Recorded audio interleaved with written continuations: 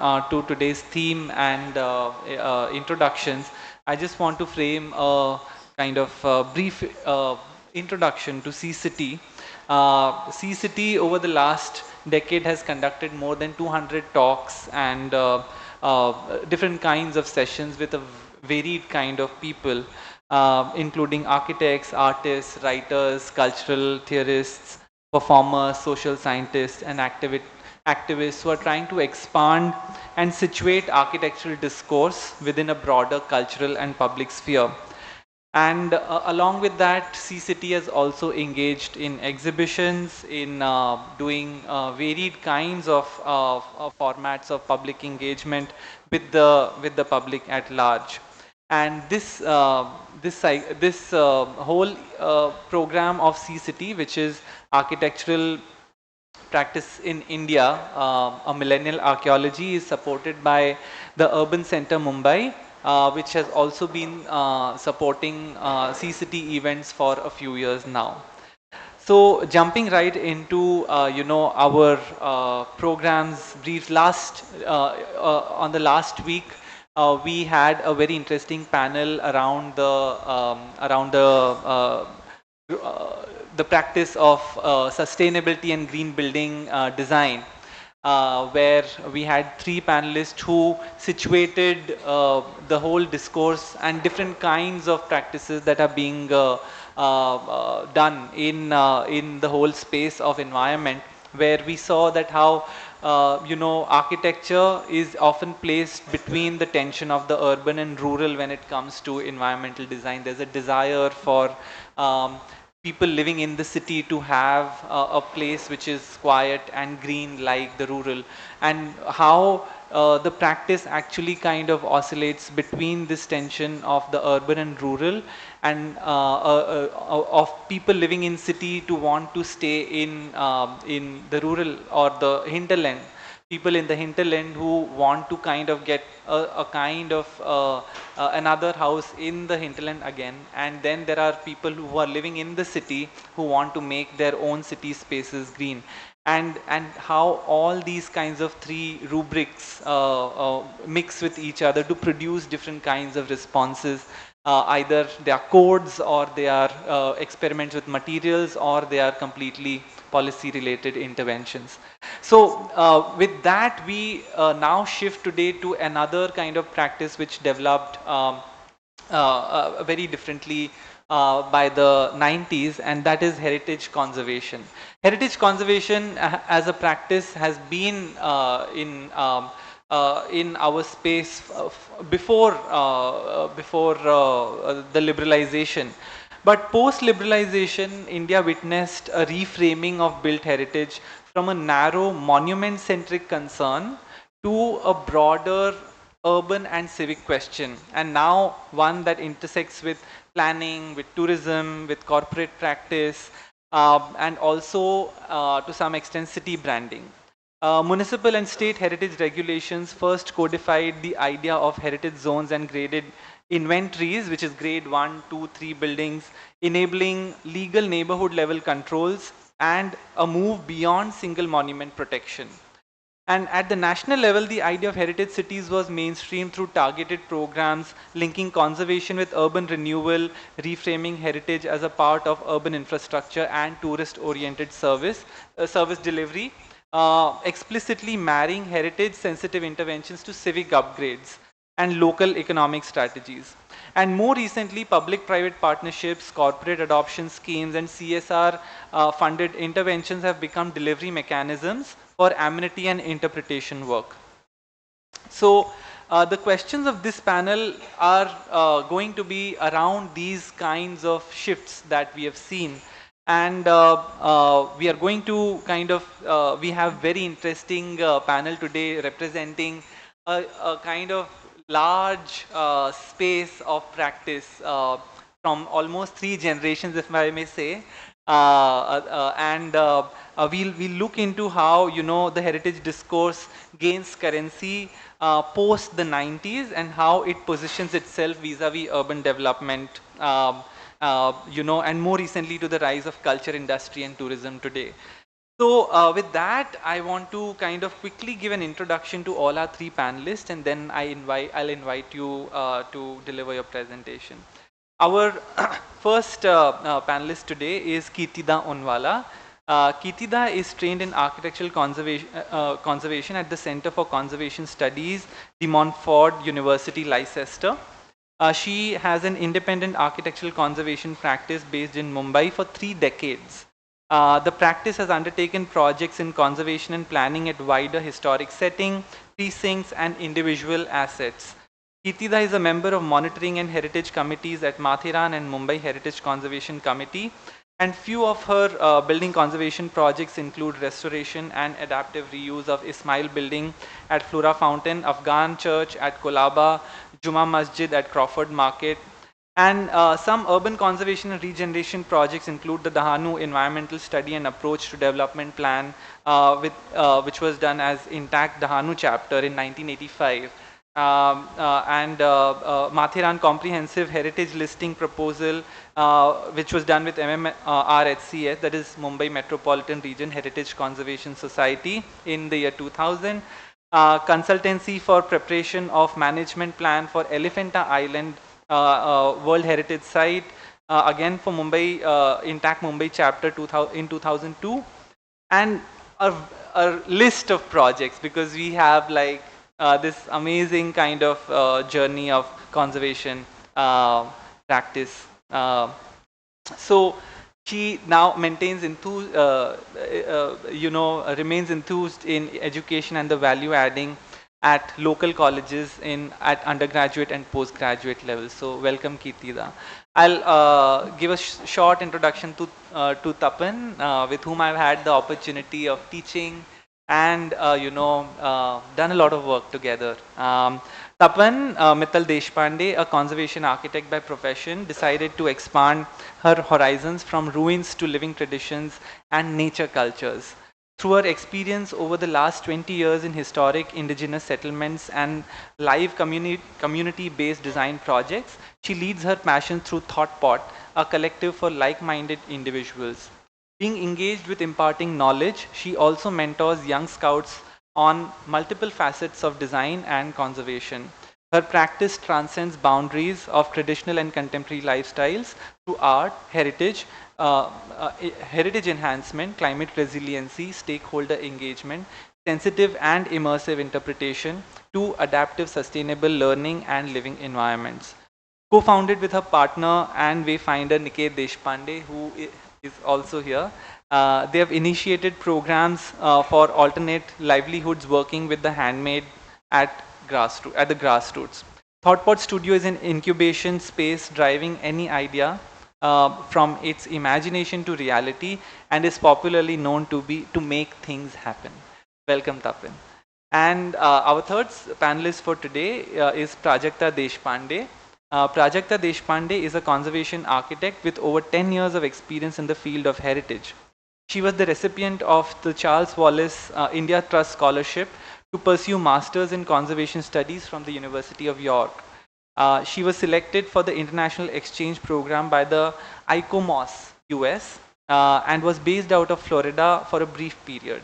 She currently works as an independent conservation consultant with projects in Mumbai, Belgaum, and Goa, and engages with academia to explore sustainable ways of engaging with everyday heritage. She is the co-founder of a volunteer initiative, Heritage of Belgaum, which focuses on research, documentation, awareness, and outreach around heritage in her own hometown. So I'm really looking forward to the amazing work that all of them have done. And with that, I would like to invite Kirtida Onwala to present give her presentation first.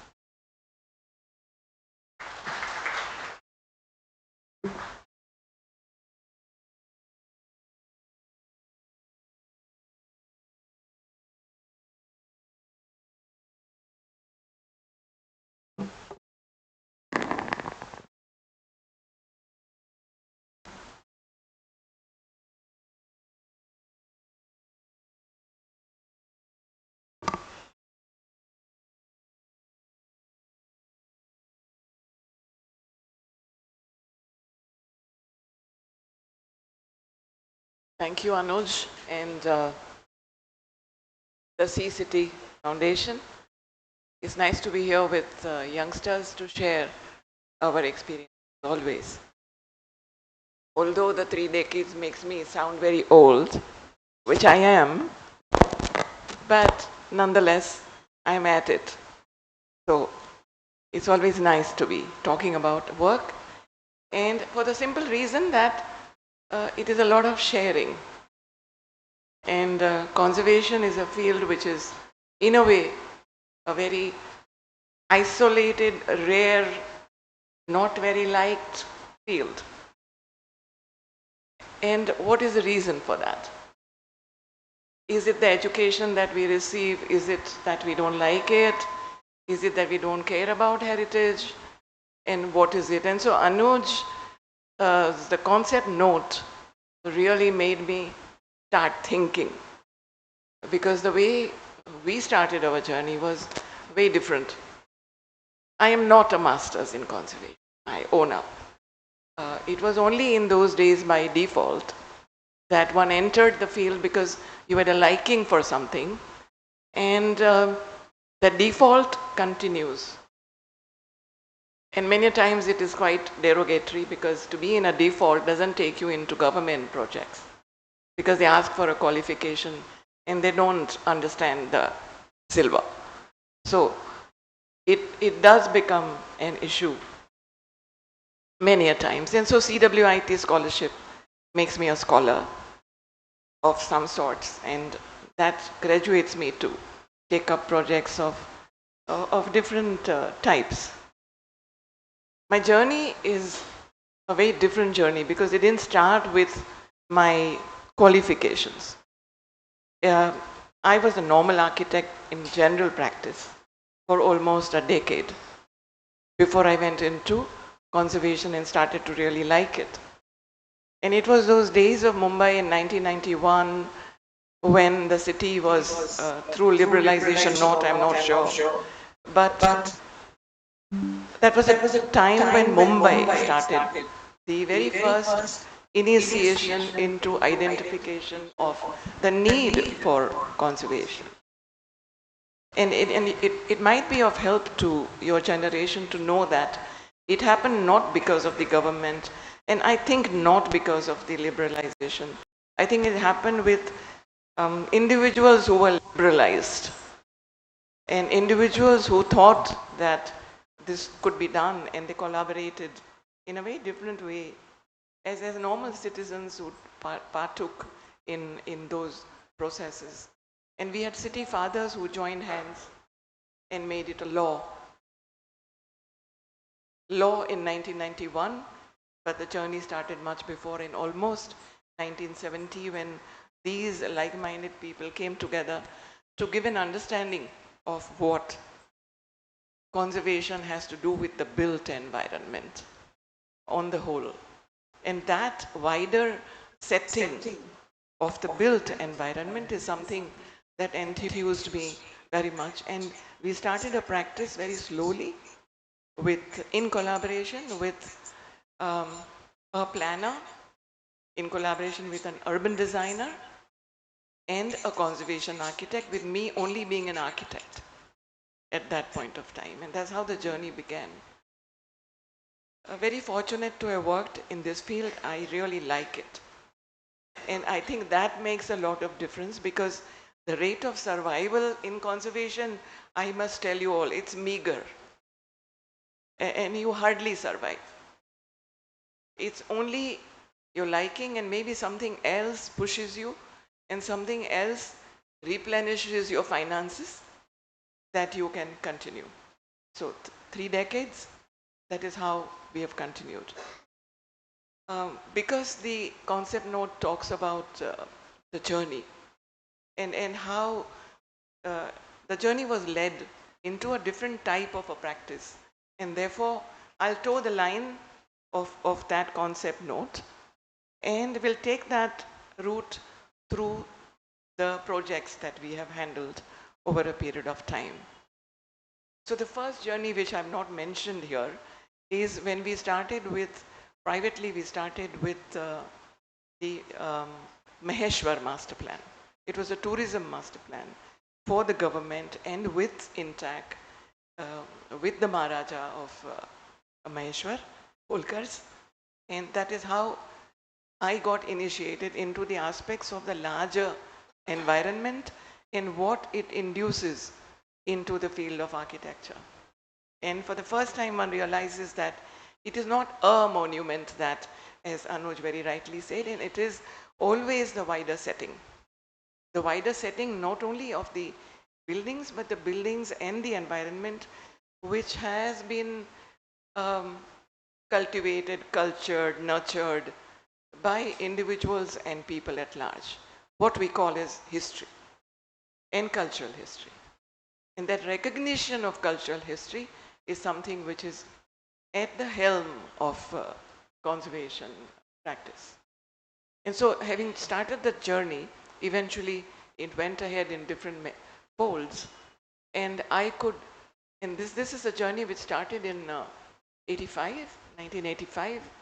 And I got my scholarship of CWIT only in 1996. So you can imagine the time gap that happened between the practice that was already on the way and then receiving the scholarship to give me an overview. So I never was allowed as a senior member, as a senior architect, because CWIT has twofold scholarships. One is for people who are junior and have just finished their conservation with 5 years of experience, they go for a year. And I was given the privilege to go for only 12 weeks because I only was supposed to, was already in the practice, and I was given the mandate to have an overview of how UK, who have been our ruling people, how do they manage there? And it was truly inspirational. And the whole angle changed. Came back in 1996. And the first project was, that was the time, I'm telling you the story because that's how the practice grew. And that's how Mumbai city got enthused into conservations, again like-minded people, and people at the helm who realized the importance. MMRHCS was formulated. At the helm was the IAS cadre, Mr. Dev Mehta, singularly led the entire corpus of funding. A corpus which was only 5 lakhs and which has then today started to fund projects. And they've also funded a few of my projects belonging to the government. And then that's how the journey to identify significant heritage cores in the MMR region. And there were 5 or 6 contenders who offered their services at that point of time. I was already in my grays and I still took up Matheran. And Matheran came to me as a God bless because the journey of conservation begins with identification. And an identification of the assets, as I call them, which can be classified, and they can be classified as significant, having certain values, and letting it go through justification systems. I think that mattered the most.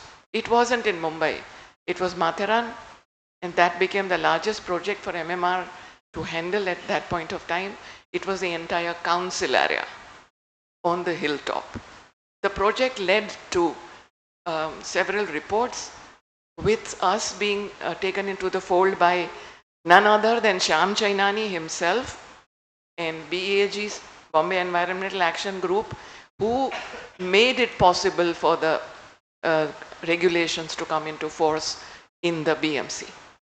So at the helm was BEAG, and we started the journey.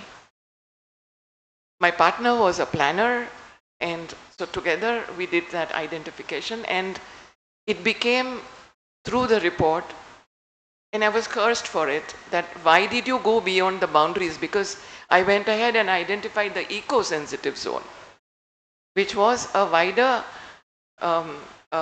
envelope around the main city, and it had an ecological base. And therefore it was identified. It became notified in the same year. We were very lucky, and the handiwork was done by BEHE, Shyam Chainani, by going to the Supreme Court. So this journey of the practice is very important. Till date, Matharan has a heritage list. It was then governed as an eco-sensitive zone through a high-level monitoring committee set up by the Supreme Court. And we were fortunate, me and my partner Sunita Samant, both of us still being on board of the Heritage Committee. So although it is an isolated little place, but it is the only hill station in Asia which is pedestrian even today. And so it has a huge lending to the protection of ecology right from the notifications which were governed by the British at that point of time. And they did not allow by an ordinance any tires on the hill station. And we found that ordinance. And based on that, we went the journey ahead. So I'll take you through the journey that started with a monument or a building to precincts and wider settings. So to read between lines when I talk about the journey, you'll have to go a little faster because the time is limited. So that's a little bit about, eventually we realized that it is nothing but a lending to sustainable development all the way, right from the onset.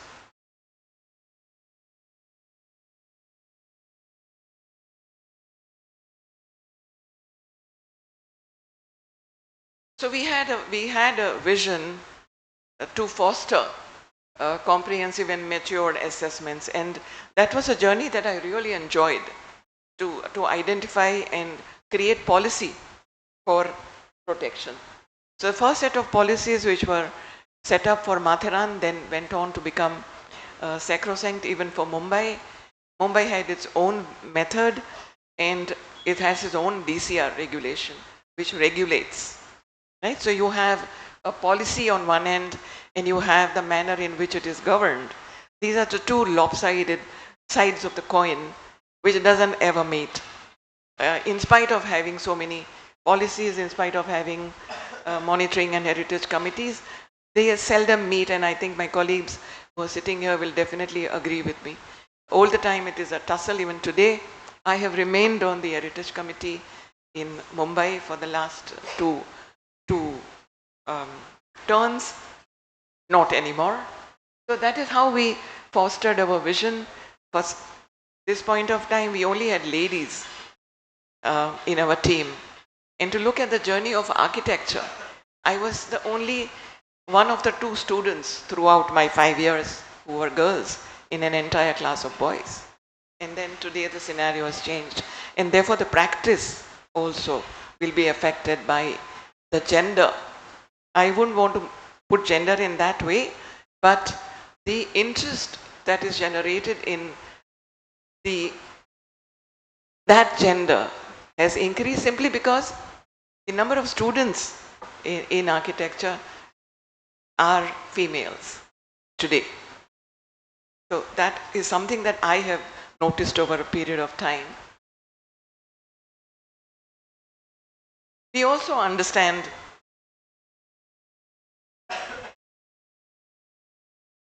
that normally conservation is understood in that shallower philosophical concept saying that, oh, because it is listed you cannot change anything and I am in danger and my life is in danger and how will I ever live in a building like this? So that concept is something which is a myth. The conservation actions through the policy allows a lot of change. The way it is monitored, the way it is listed allows change. There is a difference between the titles of conservation and preservation. Preservation being practiced by archaeological survey will not allow change to a great extent because they are archaeological fabric. But conservation in its vocabulary, in its dictionary meaning itself says it allows change to a limit. And the limit is something that is identified in the first place when the buildings are listed. and they are given the grades. So each grade has a scale of allowing change, and that is put forth into the DCR as well. But policies are policies at the end of the day, and it is a human being who is qualified enough to govern at the end of the day. So we can let this go. There. So it's a very small practice. Even today, I am not more than 8 people in the office. A very, very small practice. We have started to collaborate because we are looking at the wider environment and we need specialists in different fields. And so we do collaborate with other consultants like planners and ecologists and landscape people and lighting and MEP and so on. The collaboration in the field of conservation is very, very needed, especially when you are doing coordinated, wider setting projects. And then I go by the book because it keeps me there, stuck, and I don't deviate and don't take my own decisions. I stay with the philosophy all the time. Even today at this age, I always open the book and check if I am right about my decisions. And we have realized over a period of time that when you look at the SDGs, which have been now proclaimed to be, pronounced over a larger built environment, that it is the governing aspect as sustainability, SDGs. And so Sustainable Development Goals, India is a signatory to be a part and parcel of the partaking in the sustain.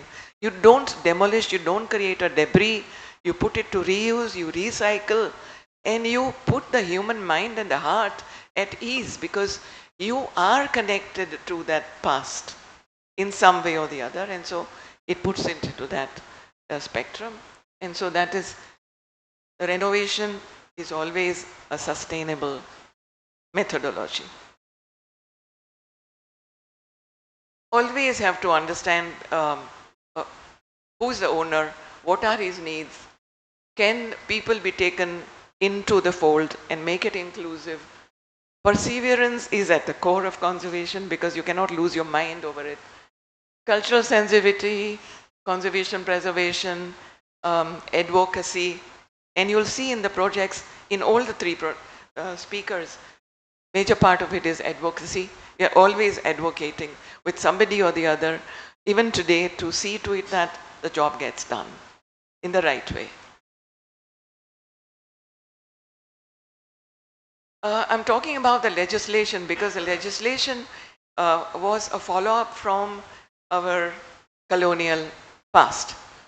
And so it started with certain acts till it comes to 1991 in Mumbai especially. And I'm quoting that 1991 because that is a date of liberalization. And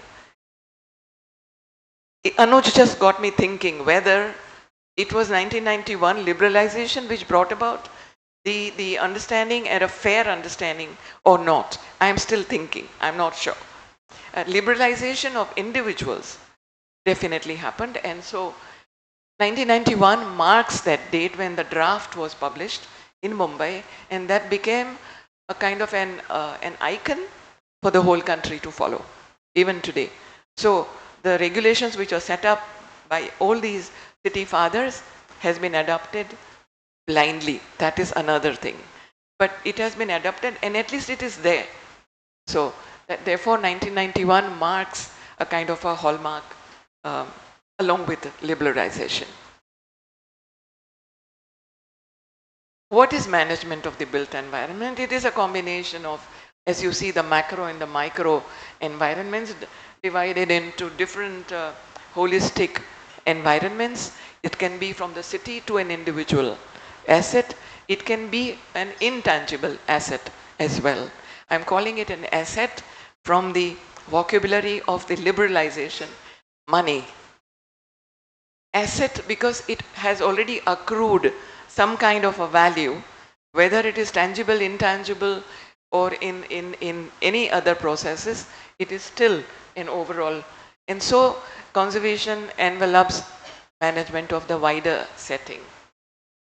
And started the journey with value assessments, establishing the cultural significance. Cultural significance is a key term for us to follow. It's a technical term. It needs to be established for every asset.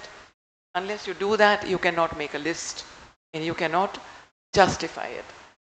And so the conservation, the various methodologies which will be discussed through my processes as well as the other two speakers, as different methodologies and aspects within which and regimes within which it is taken up. So when one looks at conservation, as I said, my journey started with Matharan, and that is what I'm portraying here. The eco-sensitive zone which was declared, it required a comprehensive policy, a very comprehensive policy which could be converted into bylaws. And at that point of time, we were not aware that my report cannot become law.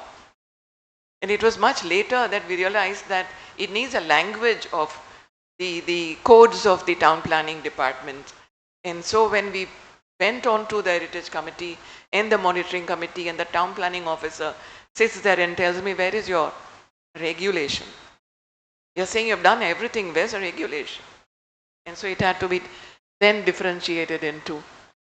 So a larger precinct in a wider setting to Kambala Hill, which is in Mumbai, is a precinct, and the identification of the assets as well as taking it to the level of prescribing policy and take it into the regime of regulations.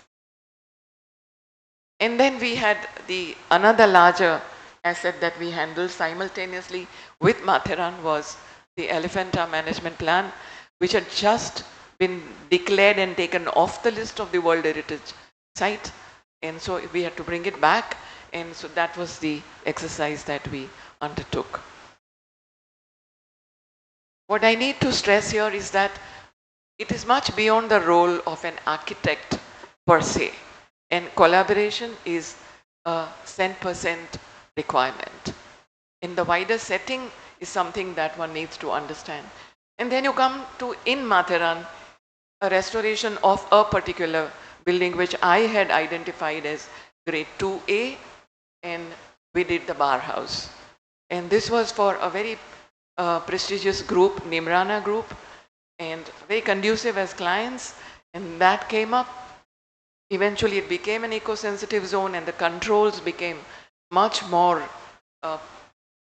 pervasive, and many things became difficult to do in Matharan. And it took the ecological connotation eventually. And then in Mumbai we have the Ismail building. I'm quoting Ismail building not because I really like that project, because it sets a hallmark for the transition of economic kind of exchange that happens in the city. The list will say that you cannot change and how much to change. And that was a dilemma that we faced as consultants, as hardcore consultants whose heart will say that, oh, you cannot change this and you can't change that. But then we had to weigh it with, if I don't do it, then what? Then the city loses the fabric completely. So the line of justifications which was built up, and we had to demolish the entire inner core for 2-3 reasons. One was the inner, it was a composite building in 1906, and that stunned me. So it is a load-bearing building, on the envelope is load-bearing, but internally it was entirely framed in RCC, 1906 RCC with square bars. And so it was failing, and if I would give it a lease of life, technically it would not last for more than 2 years or 3 years at the most, depending upon the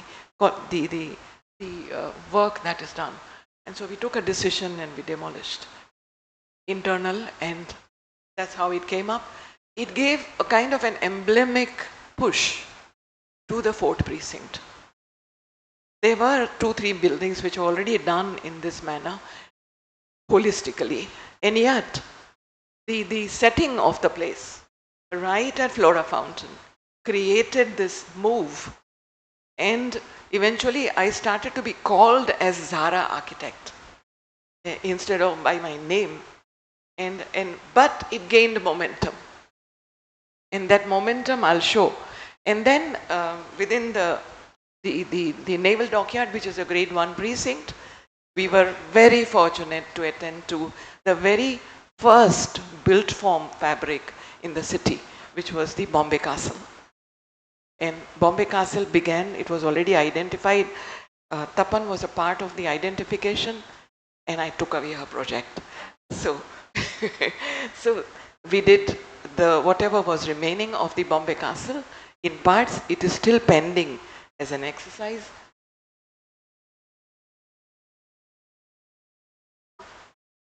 Ecological assets, Juma Masjid at, and I invite all of you sometime to come for a visit. The foundation of the Juma Masjid is on a water body. The entire building stands on a water body. Besides its evolutionary history and so on, and it's a magnificent building. One is transformed because when you look at it from outside, when you get into the bazaar area, I was stunned when I went inside and I froze. It is a building standing on water. And I don't belong to the sect, but it reminded me of Zannat. And that is the aura of this place. And you can see the transformations. It was colored over a number of times, 7, 8 layers of oil paint, highly decorative, massive task for restoration. But that community who's today maligned for many things stood by me. I was a lady. I said, I'll not come in burqa. I will not cover my head. And they agreed to everything. Till date, for last 15 years, I'm still with them to even do maintenance.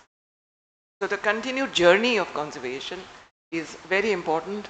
Mathiran, we went ahead when the monitoring committee and the heritage committees were set up, and we completed all the tasks which were left out when I did the listing, because I was only doing the listing. So street manuals, many other policy documents, study of the forest, because it is a forested area. 90% of the land is under forest physically, not under revenue, but revenue wise it is not a forest, but otherwise it is a forest.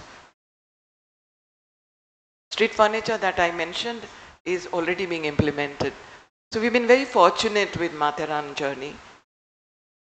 And then it went on to a different dimension, which is very recent, the Diu Smart City project, which was led by CRISIL. Preeti is here. And it was undertaken as an exercise which was led by conservation. And the promoters, or the first set of CRISIL promoters, they took the journey of heritage conservation at the helm. And the whole journey led through conservation of built, tangible, intangible, natural, ecological, and so on, and monumental, archaeological. And that journey was set that way. So what I'm trying to say is how far the journey goes beyond a single monument. And so the geography of the city, then the assets which were identified, and how the smart city engaged with it. And most of these projects are complete. We were thrown out, but the project continued. And then you have Vasai Virar, which was a very, very interesting study with a pioneering, I must say, study group which happened. And the manner in which the listing was conducted was much ahead of the colonial mindset of the methodology. I must say that here. So, liberalization or not, Indians came to become Indians and took the journey ahead with very prominent players, which was done by Kamla Raheja faculty, and they had a group, Neera Adarkar ma'am was a part and parcel of many of these journeys and a splendid document to look at. Vasai Virar setting is highly ecological. It is the only watershed in that area. There was no Mumbai before, and this was Mumbai. So the journey that it took historically as well is very, very prominent. 90 water bodies listed, natural sources.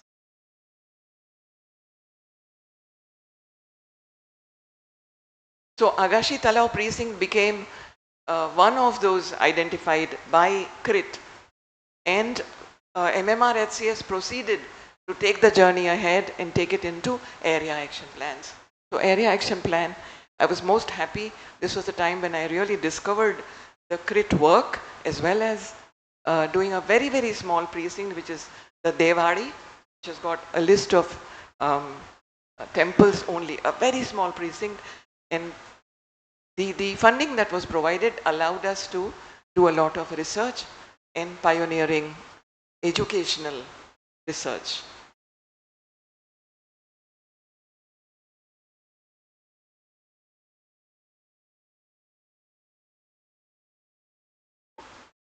I think so.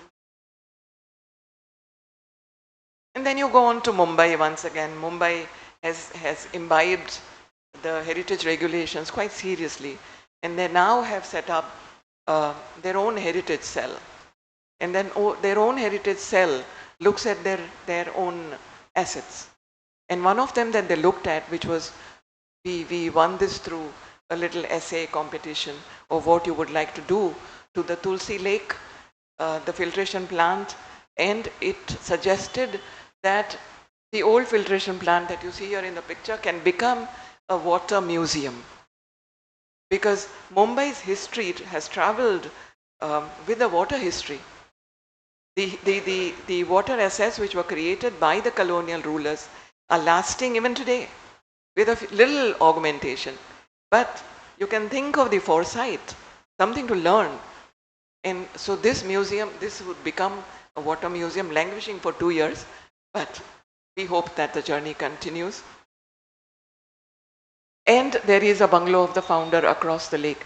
See the south tip where the Tulsi Lake is, and right at the north tip is the founder's bungalow, the Britisher who set up the system of water supply. It is in ruins, and so that is what you see here.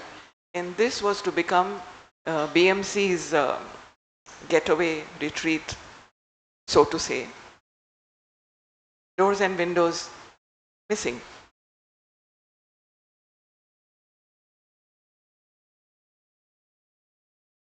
Yeah, you kindly do that for me. And then you have Elephanta, which is an archaeological site with assets which are spread across. And this was the first time very proudly that we could kind of get through to identifying protection zones, the 3 protection zones which are identified by ASI as the core and the further 2 zones of control. I call them control zones. And we were able to identify the control zones not as the crow flies, but physically on site. And that was something that we were able to do. A very massive exercise. There was a special committee, steering committee set up at the state level, and so on. Didn't work. It has miserably failed. It still lies in that same situation even today. Individual assets. My very first project after I came back in 1996 is a Bikaberam well, which is on the Madam Kama Road as you come towards Fountain. It's a confiscated site. It's not belonging to the Parsis at all. It was a well which was dug by somebody because when the windmill was there at that point of time, people used to bring their cattle to have water at the trough in the well, and so it became known as, and then slowly the community usurped it because I am partly belonging to the community, but they usurped it for the reason that they venerate water. And it is because of them and this kind of making a boundary around it and venerating it that it is protected. All the other wells have gone in the fort area.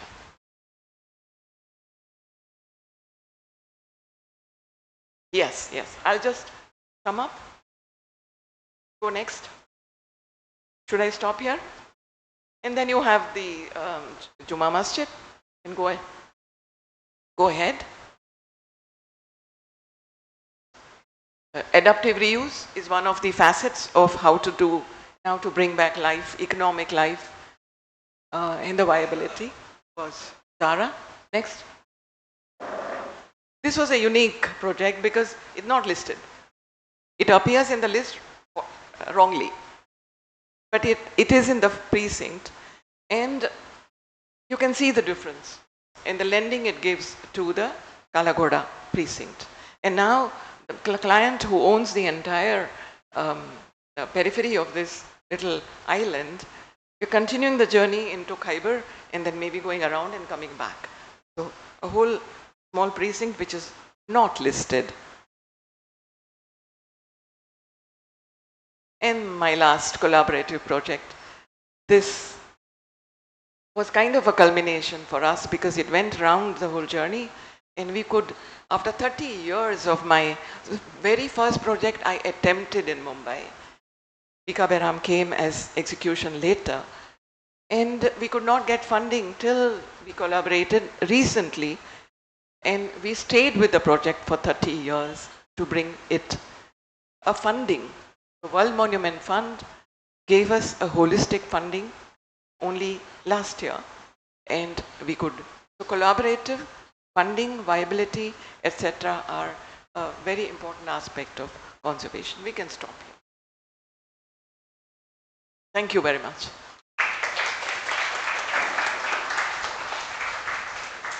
Thank you so much, Kirtida, and I am very sorry that I had to cut you, but I think we need to have a larger lecture with you to understand the details of all these projects which are so close to us. I'll now invite Tapan to share her journey. Tapan.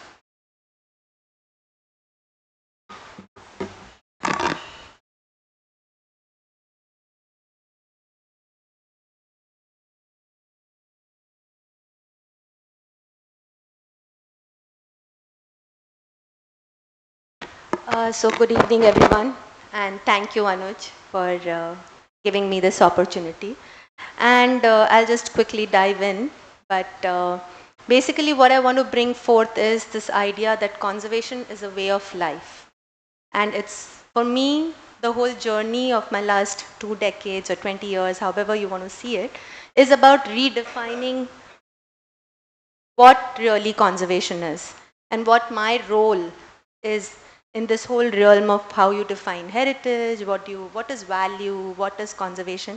And I've just listed the questions which Anuj raised, because through the entire journey you'll see snippets of all the things and how it influenced my journey as a conservation professional.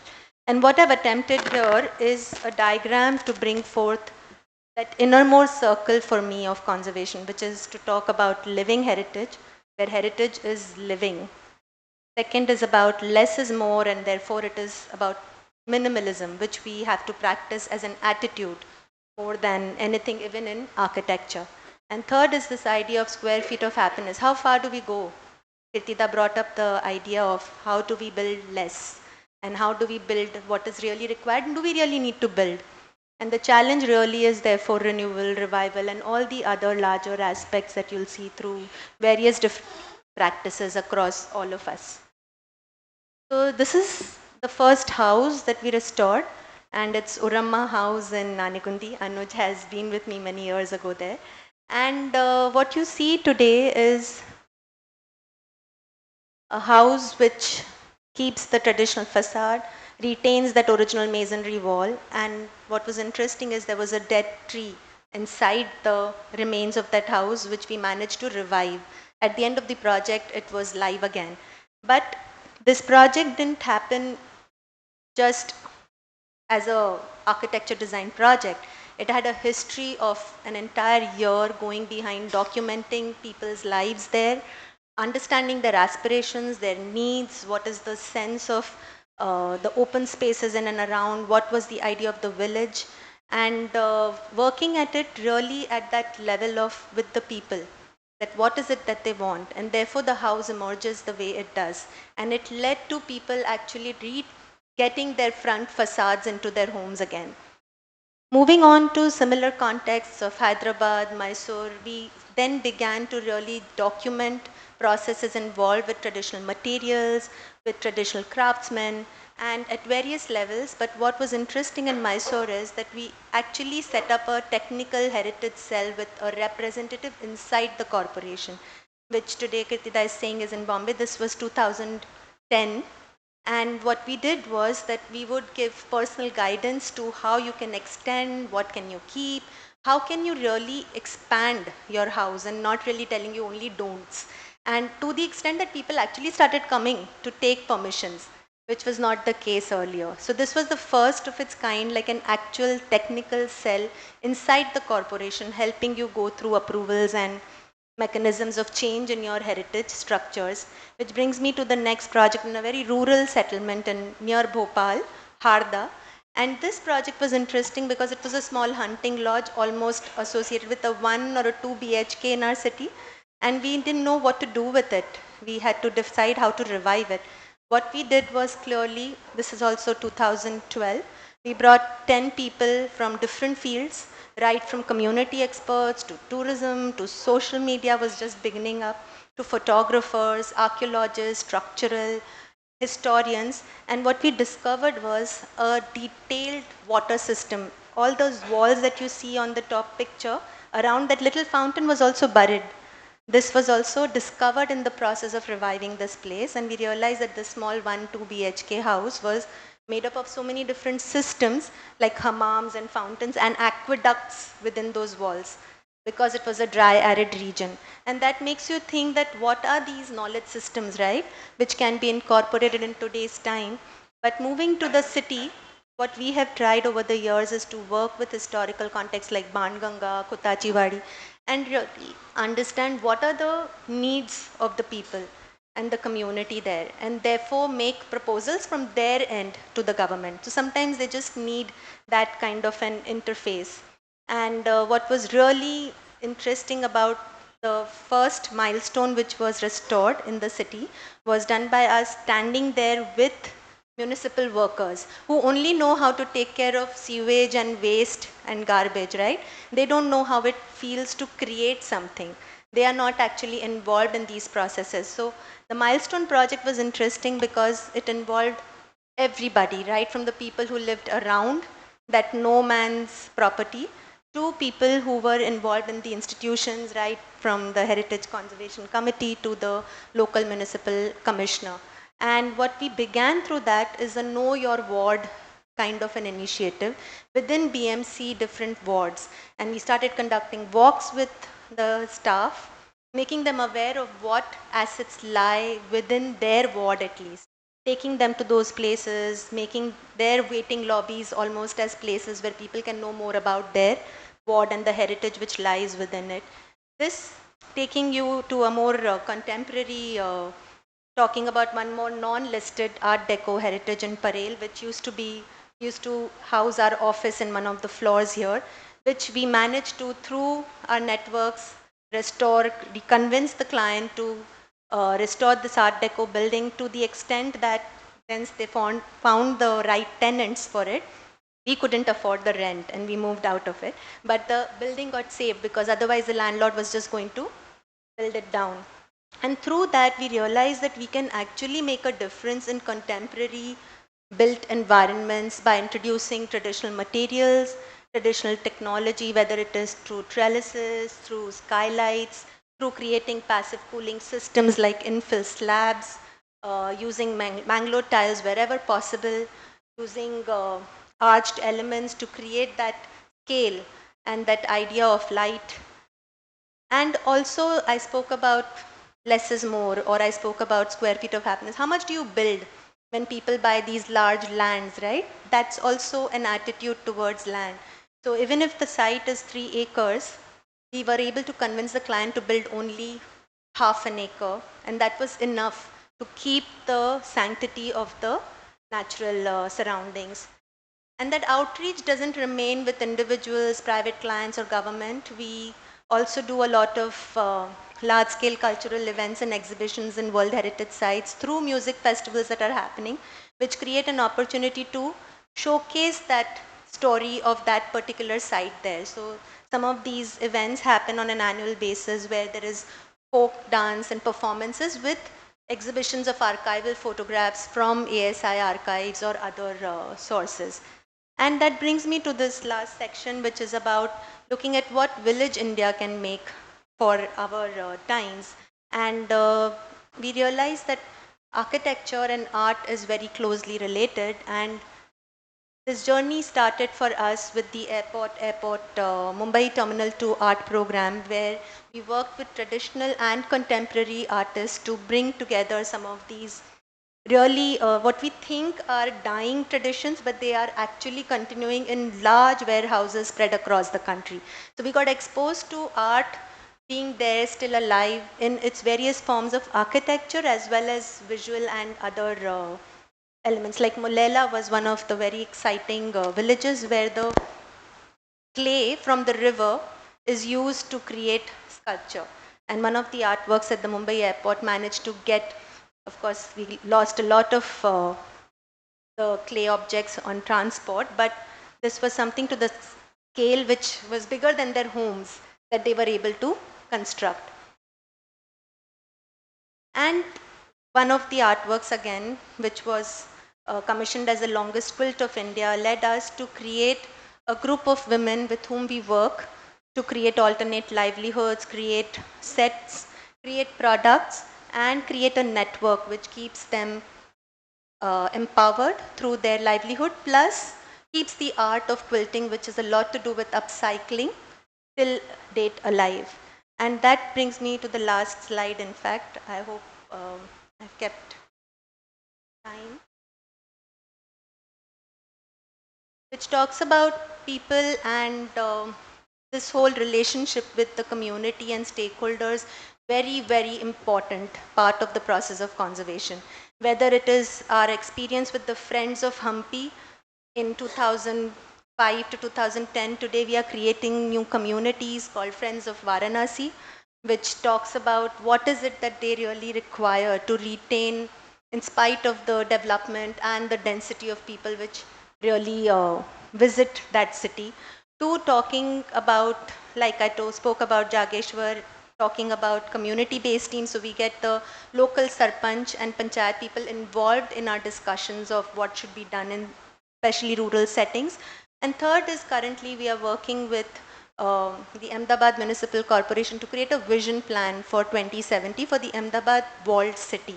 So how can we actually create visioning workshops with people from varied backgrounds to determine what is to be done? It's not us as external consultants coming in and saying, okay, this is how you plan a city.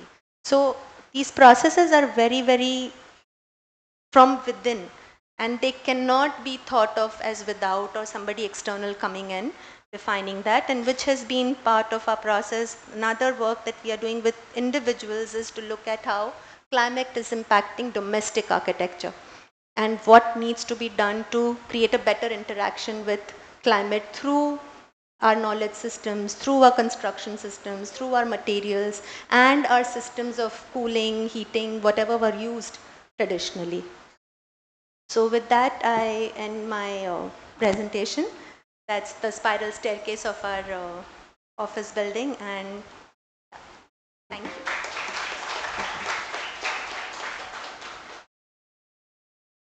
Thank you so much, Tapan, for opening so many different concepts where conservation can extend into, and we'll talk about it in the panel. I'll now invite Prajakta Deshpande to give a presentation.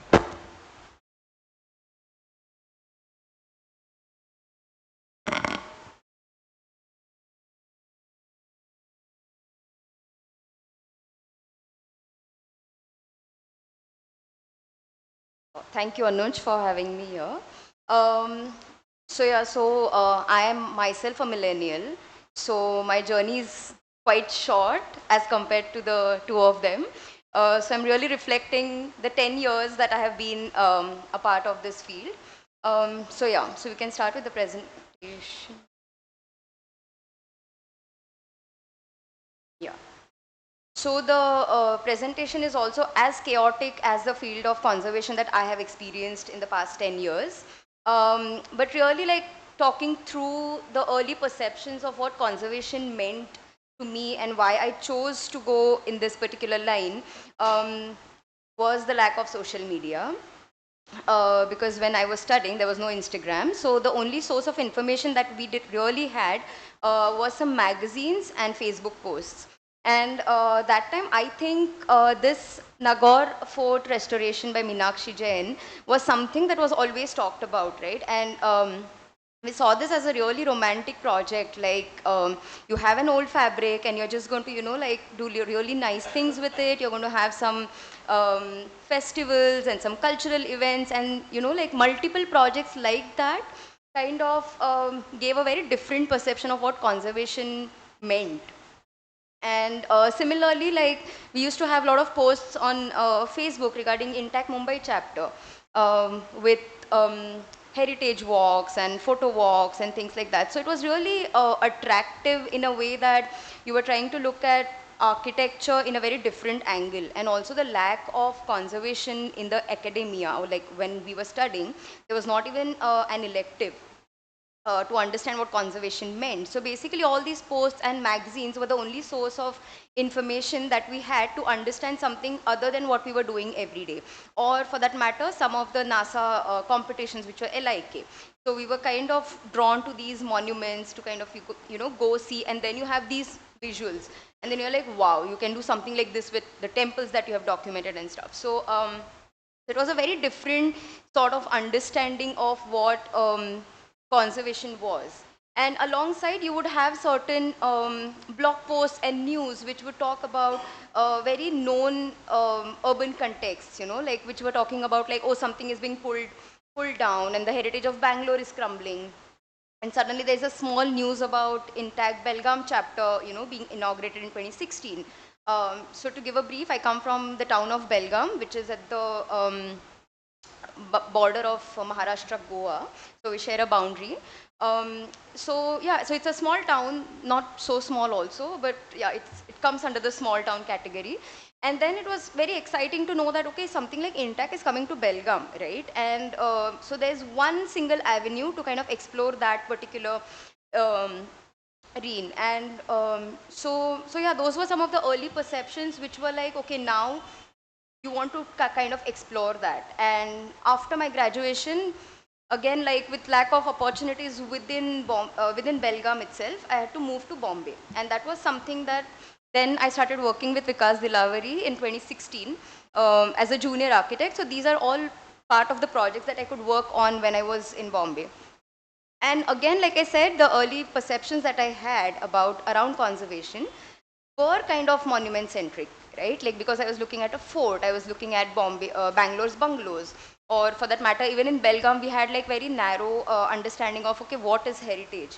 And that kind of continued. And when I came to Bombay, the projects that I was exposed to were also kind of monument centric.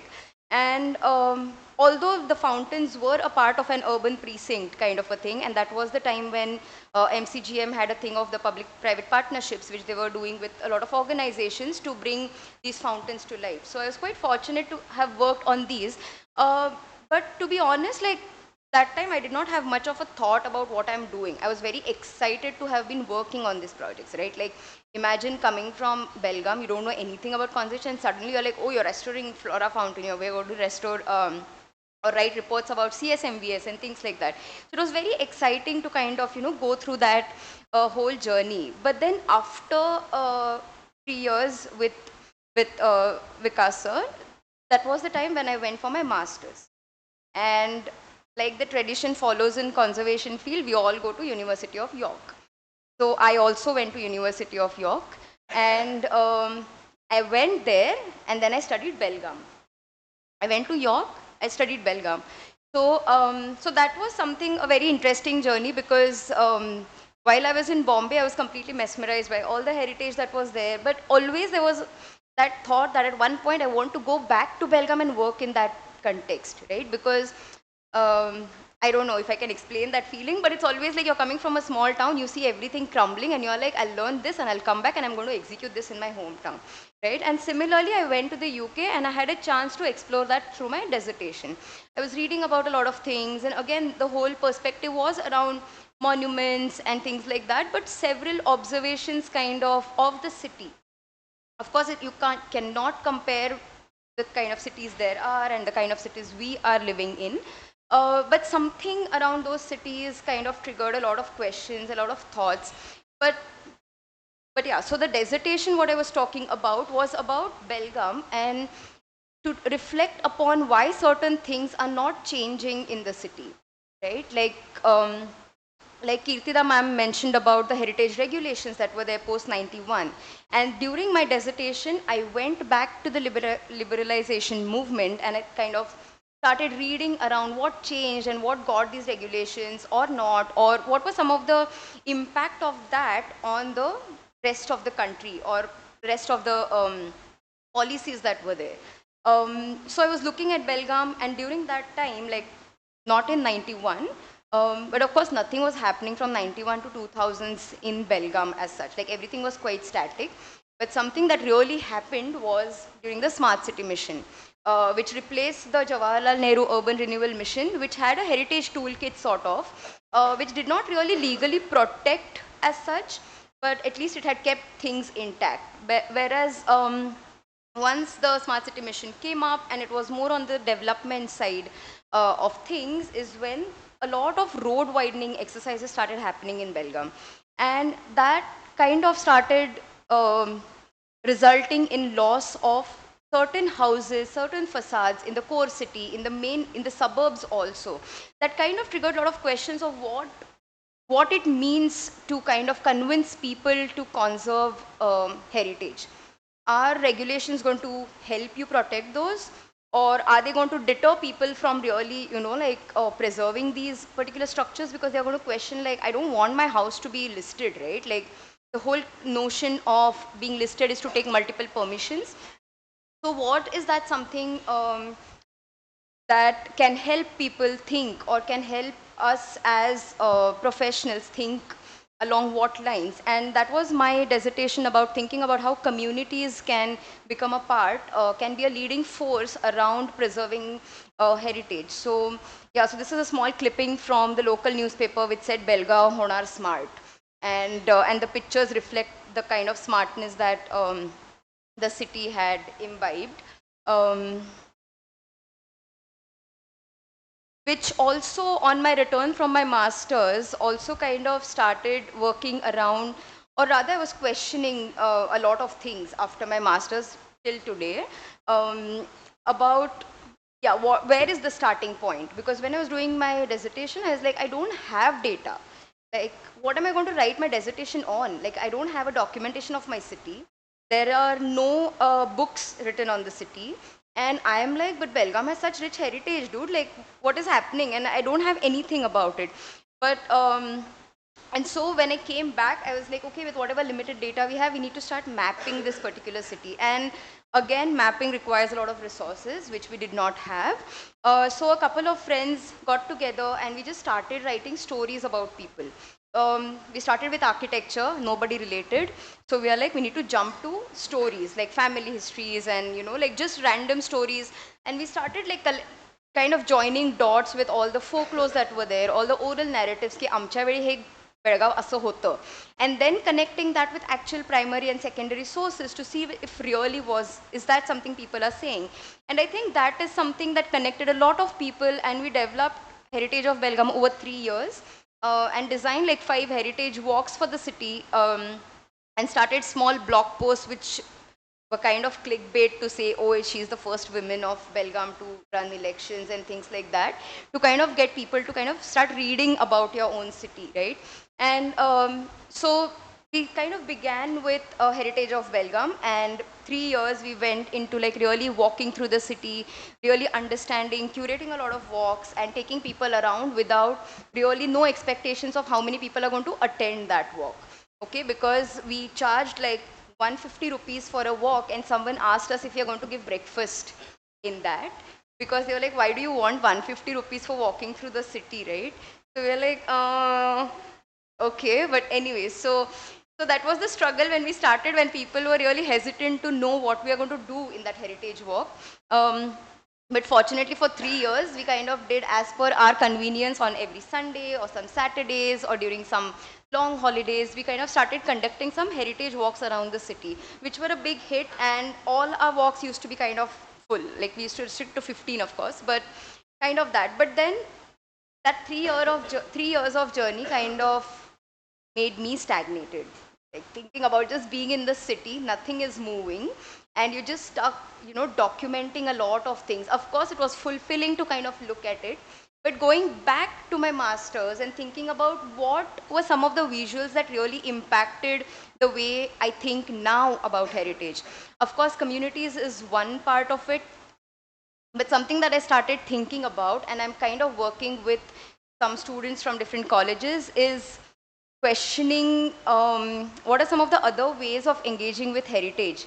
Like if you see these visuals, I'm not really concentrating on the built form, but I'm really looking at the unbuilt form of these heritage spaces. Because to bring communities also, to encourage communities to kind of take interest in these buildings, it's a task to tell them that their building is heritage. If they don't have money, they're not going to look at it as an asset. Or if the house is crumbling and falling down with no money, they don't want to live there. Right? They want to move out. And also most of the core city areas are quite smaller lanes and like small open spaces, small chalks and things like that. So some of these visuals, this one is from York, whereas these two are from Barcelona. And this is what these visuals kind of made me think about how these open treatment to open spaces can actually start some dialogue around why that area is more prominent, or how that area can be made livable for people to kind of choose to stay in that particular neighborhood. And that was some of the thoughts that are still kind of lingering in my head. And this is one of the examples by the RPG Foundation, which they have kind of worked with the Varli Kolivada. In this case, they haven't touched any of the buildings. So there is no work done on any of the houses. They have not tried to beautify any of the, the settlement of the Kolivada. But all that they have done is smaller interventions in terms of labeling houses of women who cook Koli food, and kind of that the second picture where you see that small template, the QR code leads to the website which talks about Koli cuisine. It talks about the women who make food. And then you have small signages on the roads, and they have a waste collection system in place where they have kind of taught the community people how to segregate dry and wet waste, and where do you go and give that, and things like that. So if you take a round, really, like I walked through the entire neighborhood, you can clearly walk. You will not see a single piece of paper fallen on the roads. Like it's that level of, like capacity building that they have done within the communities, by not touching their homes, but actually addressing the public spaces which are accessible, where governments can intervene. And that is something that was really commendable in that part. And on similar lines, I was trying to look at Mazgaon, not the area of Mathar Pakadi, but the other side of the Dockyard Road station with Rizvi College, where we were trying to again look at how open spaces, or rather different values, contribute to thinking about these neighborhoods. So here we weren't really looking anything to do with restoring any buildings or like basic signages, nothing of that sort. Here the whole exercise was bring out all the values that you think are present in that neighborhood. So each student had to pick one value only. They're not looking at an entire site with all the values to put together, because it's very overwhelming to kind of handle that level of interventions. So we were kind of looking at what is historical value, what is aesthetic, what is economical, what is environmental, and then each student kind of started working with one value in question, and then they had to kind of really look through and through of what the history of that value has been. For example, if it's environmental value or economical value, they went back to understanding what was the value in the 1700s, what was the value in the 1800s, 1900s, and today. And that particular progression kind of told them what the value has been, how has it changed, and what they need to do to either add or deplete, or like what action they want to take. So each one took one value, and at the end of the curriculum, they had to come together and then discuss with each other as to which value is coinciding with what, and the impact of economical value on the aesthetics and the historical authenticity of that area, and the other way around. Like if they have taken historical value, how that impacts the environment, how that impacts the economic and things like that. So each student was like this is one student who was looking at the communal value, like what have been the communal conflicts in that area, how have they come together, because there are 5-6 communities, different communities staying together. Similarly, one person was looking at the economical value of what is the FSI allowed in that area as per the DPR, and what can be an alternative to that particular FSI when you don't want to go that higher and things like that. It may not be mathematically correct, but that was some kind of a thinking we wanted to inculcate in them to kind of see how they do. Similarly, with Krivia's monsoon electives, I, along with another colleague, we were trying to look at Warsaw Kolivada, again, without touching the houses, without touching any of this, but looking at some observations around what these streets are doing. What are the open otlas or the private otlas are doing? What are they talking about? So there were very interesting, kind of observations that came out of this whole exercise, because somebody was talking about how the main streets are male dominant and how the interior streets became more community spaces for women to hang out, but the open spaces within those places were not done up well. So can an intervention be done in just that open space and see what the difference it brings in the livelihoods of people? So, and similarly, the other observations around Otla and things. But really, like, I think my observation has been that from whatever I've read and from 2015 that I've been in this field, that our gaze towards built environment has kind of restricted to individual buildings. And I think that whole gaze has to move away from the buildings, looking more into the built and the open spaces that complement this particular buildings. And I'm talking in terms of an urban, at an urban scale, where we start looking at buildings as complementary to the open spaces, because we kind of start looking at the buildings as the main focus point, and then we place open space as a add-on to it. So we restore the building and then we go around the open space. I think so that is something that I'm still thinking and I'm still trying to explore through different media of how we can really address these, or will there be a difference in the way we look at cities and conservation? So yeah, that has been my small journey of 10 years and some thinking around heritage. So thank you for patiently listening.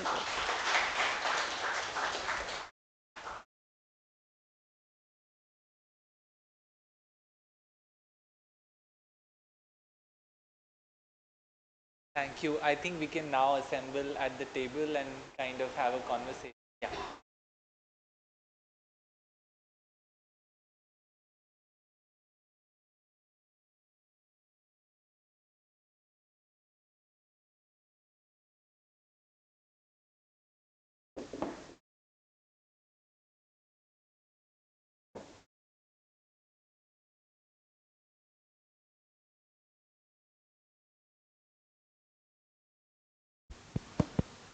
Hello?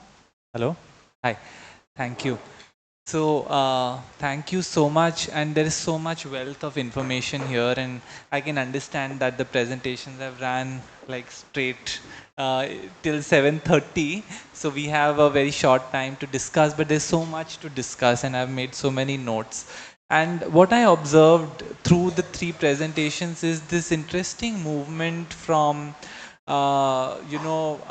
this whole like getting into conservation from the sheer feeling of preserving something to kind of creating that need for preservation, and that so the idea of sustainability to the idea of decolonization to the idea of actually drawing back interest in people's everyday environments, and that is very interesting to observe that how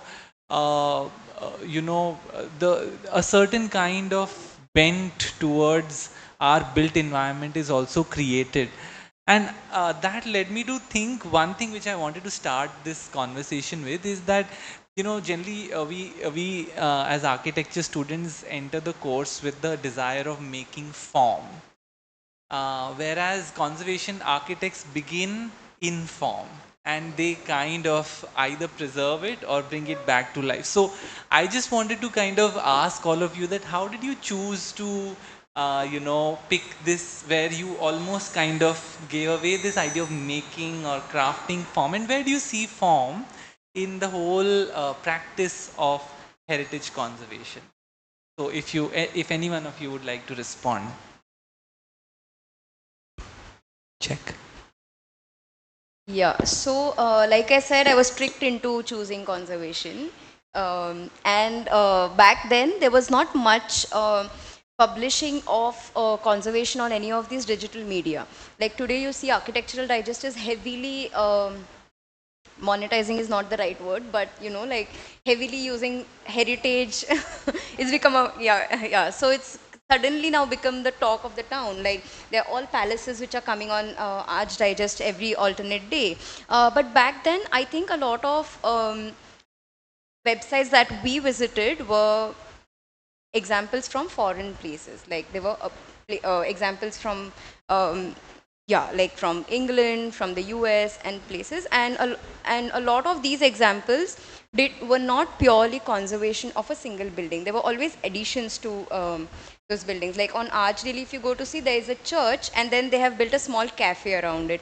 Or for that matter, it's an old university building and one of the rooms has been converted to a ballroom, right? And even pubs, like churches converting into pubs. So so I think that was that kind of, you know, like said that okay, you have one interest which is old buildings which are like temples and, you know, like churches and like different buildings lying abandoned, and then there is an excitement of putting some activity in it by, you know, keeping the base frame, historic base frame intact. But the practice in India has been a bit slow in adapting to that kind of notion. So I think that was something that kind of led me to choosing conservation, because it was not just about restoring the building, but it was actually about adding a lot of new elements into that old fabric. So I think that was something that was my So with me, probably I never got tricked. I got advised a lot, don't go into this field, okay? But for me, I think it was about greenfield versus looking at something which is already existing. And that challenge is what really attracted me. That as an architect, it's very easy, you know, for us to imagine when there is nothing around. So what if there was something existing? Could you still do something? And then what would be your method to do? And that is what really interested me, and probably this was the line, it's what I told Nalini Thakur also at SPA Delhi to get my seat. Otherwise, I had no background in practicing in the field before I went to do my, it just excited me and I went for it. That was the only field I wanted to do my master's. And unlike most people wanting to go to York, I was very clear I want to practice in the country, so I'm going to do it from an institution in the country. And I stuck with it and I'm not regretting it. So, but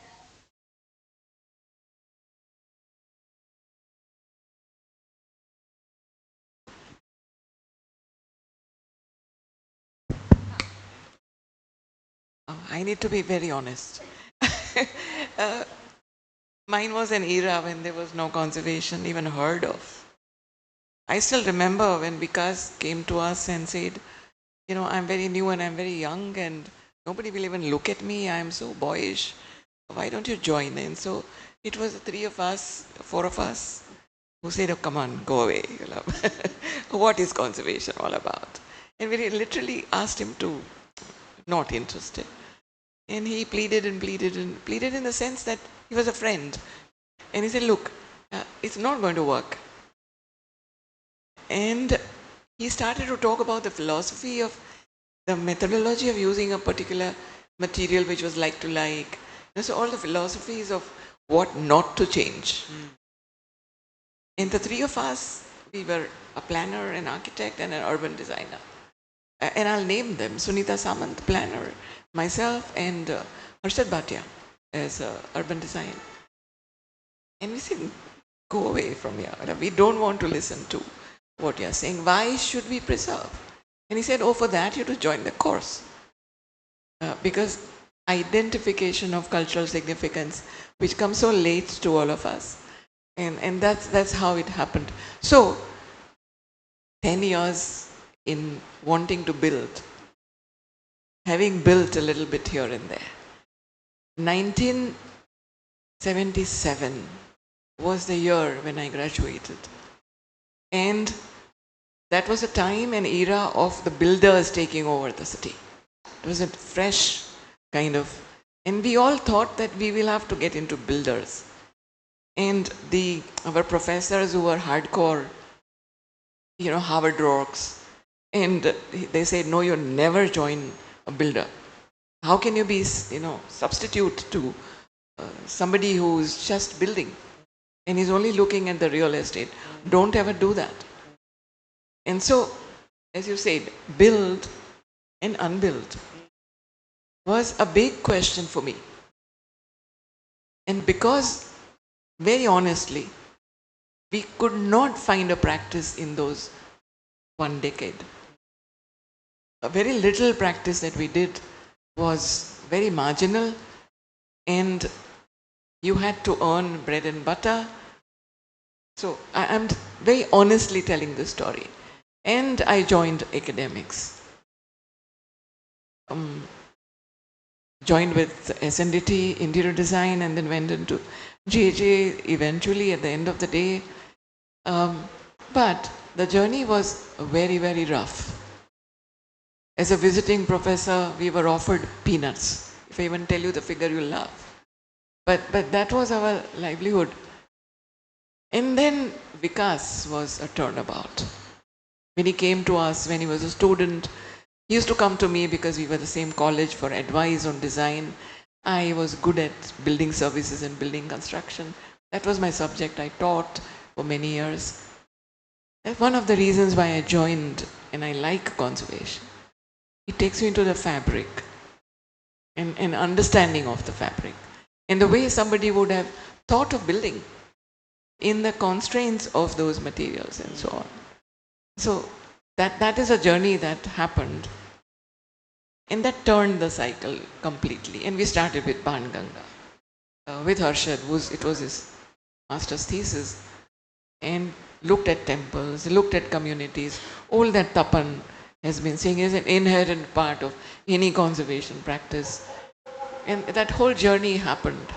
And it happened through till we went to Maheshwar and did a few things there, which lent me the scholarship. And so eye-opener after eye-opener after eye-openers, and then getting into the real niche, which eventually I realized this was the niche for me. Because I really went into it and liked it. Thank you. I was also thinking, for all of you, that you all entered the heritage conservation movement at different stages, maybe a decade after each other. And each one of you have actually also used your knowledge of heritage conservation in giving all of these a different spin. For example, you went out of your way to identify the ecological zone beyond the building and bring that into heritage. And Tapan, you've done a lot of things with getting craft into the whole thing, talking about processes as heritage, and then kind of also blurring the boundary between contemporary and traditional, and also using exhibition as a method of reintroducing heritage into the everyday discourse and re-enlivening craft and tradition in a contemporary way. Prajakta, you have almost started like using or opening the everyday for the public through a very everyday activity like walks, and creating value around an environment which is not not otherwise even in the register of thinking about heritage. So I wanted to kind of uh, I wanted your help in placing all these kinds of spins that you've given to heritage in locating, like, what were the debates that existed when you were making a landing into the field, and vis-a-vis all these very different kinds of deviations that you made. I'm sure that you must have been taught of heritage or conservation in a particular way, but you all have found a different deviation by working so closely on in the field. So if you could share some of your experiences and how difficult and or easy was it to do that?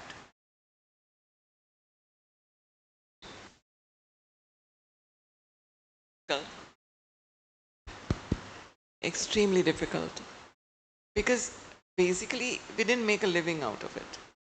And to survive, as I said, was very important. So difficult, of course. The debates that one has, for me it came very late, because I went very late into formally understanding conservation.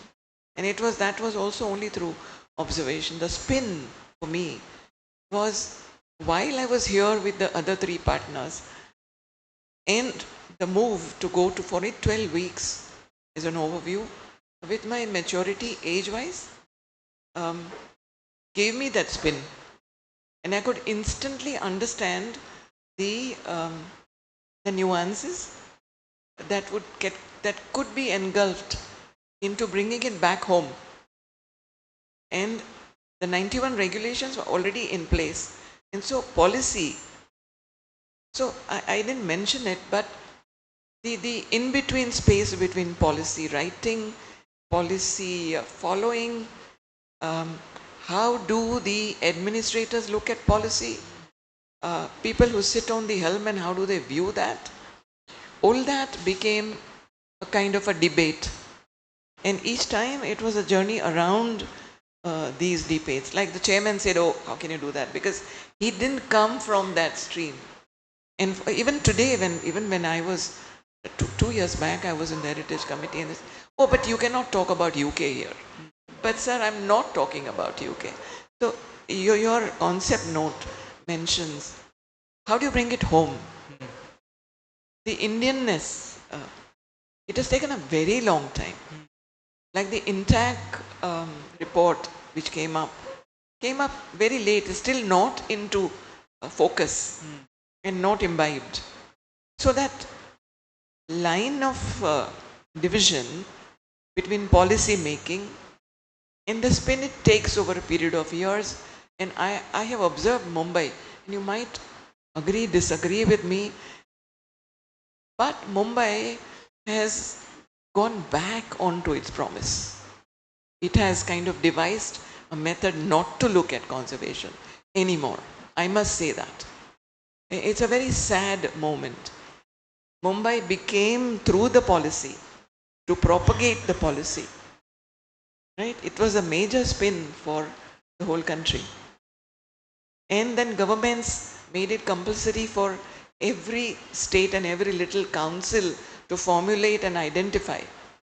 And today, Mumbai is taking a back step. What do we have remaining today? This is a reality. The only precinct that really functions is Fort Precinct. The rest of the precincts have gone for dogs. Fortunately, unfortunately, I went on the other side of the spin. And I was with the Heritage Review Committee, into inverted commas, who was appointed as a planning body to look at and hear people who had objections or suggestions. It's a planning mechanism where you hear them and you decide. And that changed my entire. So I heard people from the chawls, like number of chawls were listed, and for all good reasons. They were heritage. But somebody comes to the table and says, you're taking away my right. And they are in tears. Because I said, after a long period of time, we are getting an opportunity to be rehoused. and you are taking it away from us. Who do you think you are? Sorry, I am missing the links. So who is they and who they? So the people of the chawl wanted Chawl. the chawls to be there, Not to be there, to be redeveloped. and the heritage conservationists had It listed. listed it as heritage, so they can't be pulled down. They cannot be pulled down. They have no funding because they've already expired. The MADA, you know, Right. the monies, 3 repairs have already happened. They're saying we are cooking under rain in our houses. Yeah. And you were saying it's heritage? Whose heritage? Yours or mine? Right. Huh. And this debate completely set me off into a spin. And the debate then of what to protect and what not. So rate of change became a supreme case in my mind. And when I entered the MHCC, I came with that background. And today also we are accused of doing so many wrong things. But that wrong things ka background, I was the only conservation architect in the MHCC at that, for those 2 sessions. Very difficult to even debate. So debates is very difficult. So how did your own thought get articulated in this whole thing of whose heritage and for whom is this heritage and what happened of the chawls? Chawls have gone. So we were asked to only delist because it was a part of the planning process. It had already gone for the suggestions objectives, if you understand the planning process. And you cannot retract. Right? We have been accused, saying, oh, you delisted this and you delisted that and you delisted this. You know, so the Heritage Review Committee... a decision to delist it. We had to take a decision. Okay. So the policy which was protecting it, this is my famous thing to say. The policy that was protecting it had so many overlapping, overarching policies. The BMC had to take them off first. And to say that it is a listed building, stay with it. And no other overarching policies shall apply. It's not easy for the government to do that. Sorry, I have another, and I'm sorry, I want to give you all time too. But so what does it make you feel as a conservation architect?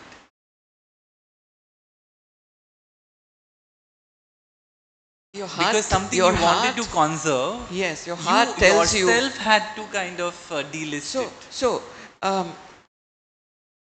incentivizing and to procure more funds for all these, because what they wanted was very simple, a home. They didn't have any objection to, they said, we have spent our life here, we like to live here. Girangao, she has written profusely on these mills and you know, the chawls and all that. But this is the real story of the people who occupy them. And if you look at the built form of Mumbai today, it's apathy. What are we doing with our built environment? And the quotient that comes to mind as a spin is livability. Livability in Mumbai has become impossible. You are spending so much of taxation money into giving you infrastructure. Can I travel at my age in the train? No, I can't. And I need a car. And I need a car and I am guilty of, you know, using the road as an extra and going alone. And so I've literally started to travel by a bus. Because trains are beyond me. I cannot get on to those trains anymore, which I did for all my life. So, you know, the livability quotient, which is linked with the aspect of standards of living. It could be a chawl, it could be any other, you know, built form. Even the visual blight is a deterrent to human health. So, if you look at that overall picture, it's a huge deterrent. And one feels sad. I almost feel, why did I not leave the city when there was a chance? Tapan, the debates when you landed into the field. I might say when I did my master's, my thesis was on Versova Kolivada. And it was amazing in the sense that till the end, my mentors and my teachers had no clue that the built fabric has transformed. Now, what I was talking about were limited homes, but it was about the occupation. The fact that there is a cooperative society attached, the fact that there were living traditions, they had a system, they had a management system of their catch in the river, which is not their land or their property. They don't own the river, but they own it, you know. So it was amazing that when they eventually saw the entire like aerial photographs at the end of the jury, like how did you pull this off, you know? And this debate of tangible, intangible, today we talk about intangible heritage, it wasn't there that time. And even today, it is seen in silos. And that for me is very, very crucial as a bridge that we need to build, whether it is to do with building crafts, building materials, or our traditional crafts and traditional occupations and everything, which is what make the city as an ecosystem. And we are not looking at it as an ecosystem anymore. We are either looking at it as built, or we are looking at, like how she's saying, it's about communities, or is it about incentives? Like I'm working with Ahmedabad right now, they have a very successful model of heritage TDR. But at What the is same heritage TDR is if you own a heritage building, you can get the transfer of development right elsewhere. When you apply for it, and wherever in the other parts of the city, like how you have transfer of development rights here in the city, for heritage you have a specific incentive like Which means that. that when you sell your heritage, or when you, because you No, can't when bring you it want down. to build more, or when you want to expand your home, or you have acquired another land, and you can actually, if your building is listed, you can apply for a heritage TDR and get more FSI there and more developmental rights over there. But it's a very, very small, like I was saying, that, you know, the economic incentivization, the standard of living incentive, what is our government doing to kind of keep our streets really, you know, accessible for differently abled, or for looking at load bearing construction in climatic kind of zones which are today facing unpredictable weathers. There is more, like in some of the places in old city areas, you have sharing walls, right? So how can you say that this is a building which is heritage listed, and Baju ki building is not heritage? And the listing and the regulations are all for the heritage building and not for the buildings which are not listed. In fact, it should be the other way around. All the development control regulations, all the heritage regulations should be for all the buildings which are surrounding to be able to retain a character or a way of living. So these are like very, very complex and very, very determined by those individual owners. And it is a sad situation wherever all these old cities, it's not just looking at, like I've worked extensively in Kalba Devi, where it's really pathetic to another level, where homes are encroached by people who don't belong there also, and people who own those buildings are living in their lavish places with this property waiting for it to die. Whereas you have places like Varanasi, you have places like Hyderabad, you have places like Ahmedabad, Hampi, like all these places, Mysore, I have seen trees being cut to widen roads for what?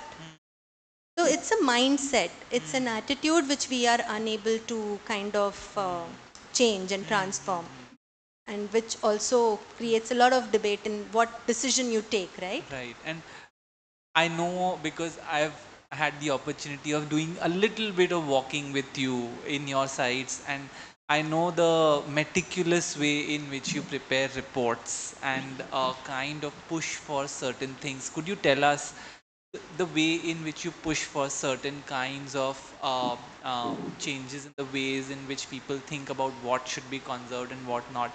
And I also want you to stress upon the way in which you really blur the boundary between the contemporary and the tradition. Like, I really find that fascinating, because you approach heritage not as an artifact, but something, like you said, as a living kind of thing. So if you could stress on that. So when it comes to inventorying and documentation, I think what was really important, which I started the journey with in Hampi, and Crit also, I was part of doing the listing for the Vasai Virar and all these places. I think the important thing again was to define what is the way of living which this built form, which you see is actually informing.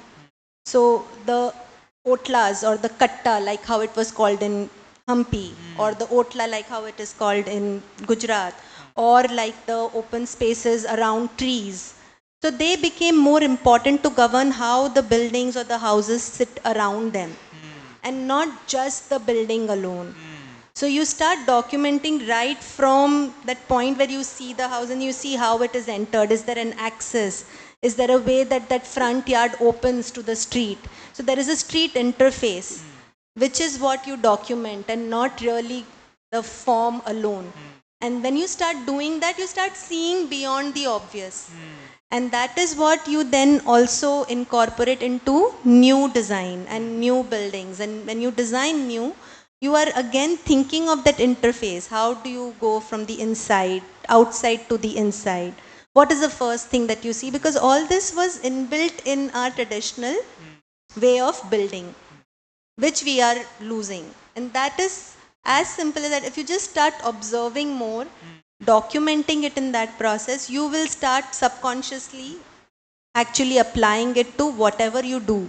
Now, whether it is me living in the city of Bombay, we tried to keep it minimal, got rid of the cars, keep only limited number of, what do you say, owning, what do you call them, all the objects that are required. There is some thing of 33 things only you need actually to survive.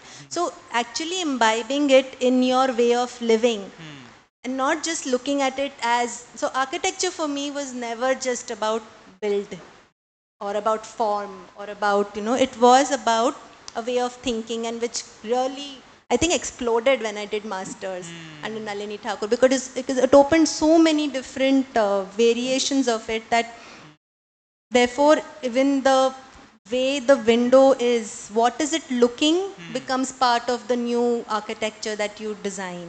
And then therefore what is the material which will allow you to see that view, and you go back to your traditional elements.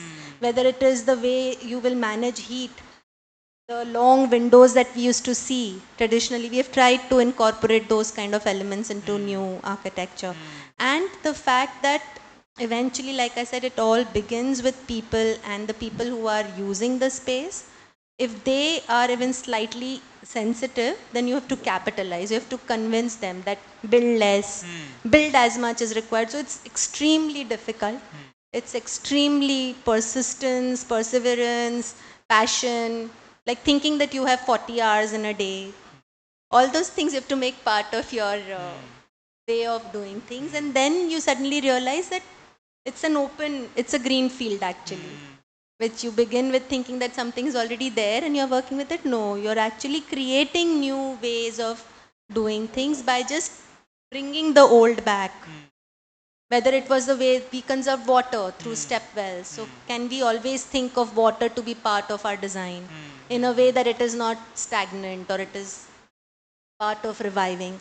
Just simple things like that actually. It's very simple. You have to try to learn to keep it simple. Yeah, so if I was to summarize, what you're saying is that the sheer way in which these spaces, the buildings were programming the space around it, and the way in which you find yourself in that program was actually something you made visible, and that became a way for you to advocate the kind of conservation practice that you went on to mobilize. So it's amazing. I mean, very interesting. And Prajakta, I want to kind of extend the same question to you about, what debates, like you already mentioned a little bit, but how you kind of mobilized a completely way of entering the everyday of a place which was not spoken about or did not have any material. Yeah, so I think, like I mentioned in the PPT itself, in the presentation, that it was a lack of information for me during my dissertation. So I picked up thinking that there's so much heritage in Belgaum, so I need that to be conserved or preserved in certain way. But when I started, I realized I don't have any documentation, and I had to do with whatever I had, like a basic articles and things like that, but which was nothing solid that was coming out of it. So it was more on the lines of thinking that how can you put your case forward when you don't have the basics ready with you, right? And that's what led to actually like thinking around, do we need to start documenting these things first? And that's the cliche way to go ahead, because it's like everybody does documentation. The most basic thing you will do is start a heritage walk, right? And to think of it that way. But then it was more like, theek hai na, this is tried and tested, so let's give it a try types. So I think it was more to do more with that, and the way we went towards really finding people's stories was also because we weren't getting any information about architecture also, right? Like, how did it evolve? Who were some of the main people who, you know, like became pioneers to kind of shape this particular city? Because we had to depend on a lot of stories, or like monologues, or no, even like for that matter poetry, or like we had somebody like Pula Deshpande was speaking when he was briefly in Belgaum. He was speaking about an arts college, then he was speaking about a theater where they would gather in the evening. And although the names were not familiar, we kind of started tracking that monologue to find out what that theater was. And then they went to the theater. He said, oh, he stayed in Tilakwadi. I was like, oh my god, I stay in Tilakwadi. So he stayed somewhere nearby. So where was that place? Then you talk to somebody, he says, are to Bitsuncha ghari rahiche. Now who's that Bitsu? There are so many Bitsus in the city. So who is that? Then that rooted you to that particular house. And then you see that house and you're like, this is my everyday route. And I didn't know about this, right? And so that particular thing, when we started putting out as small tidbits on Instagram, that's when people kind of started opening up about the history of those houses. We put one photograph of an Art Deco bungalow, and it is one of the huge bungalow in this 1900 settlement in Belgaum. And somebody from the US wrote that great, my granddad-in-law was the architect of this building. And we are like, okay, so what was his name? And then it turns out he was Patki and Dadarkar architects from Bombay, who they had married their daughter into that family, and so he designed that house for them. And so all of these kind of connections started making so much sense about why these histories are not documented, is because they were really like rooted people's histories. Right. They were not. They were histories about like how Elphinstone came, Lord Elphinstone came to Belgaum. He formed some, you know, pacts with the local leaders and stuff. But that was not something that was giving us an entire picture of this.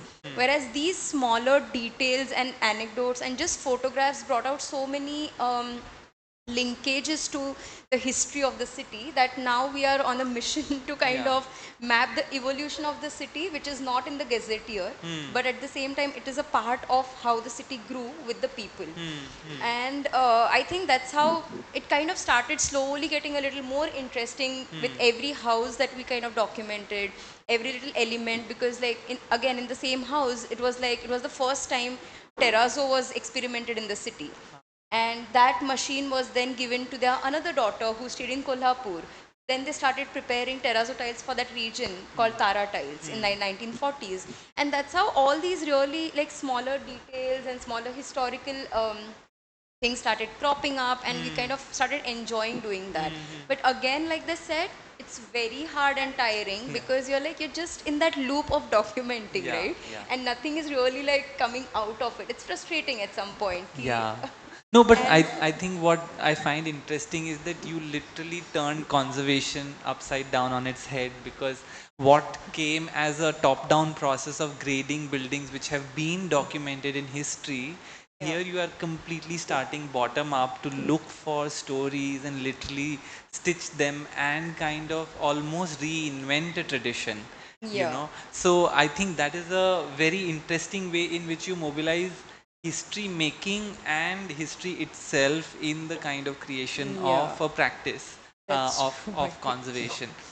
So I mean, that's super interesting. We are already like 8:10 and I still have many questions, and the Yeah, I know. I'll just leave with the last kind of, thought, and maybe then quickly open to the audience. And in the context of today, and I wanted to kind of talk about the violence of conservation also, in the sense of extending this idea of, the construction of identity and the whole, you know, context of certain kinds of historic things being pulled down, questioned, interrogated.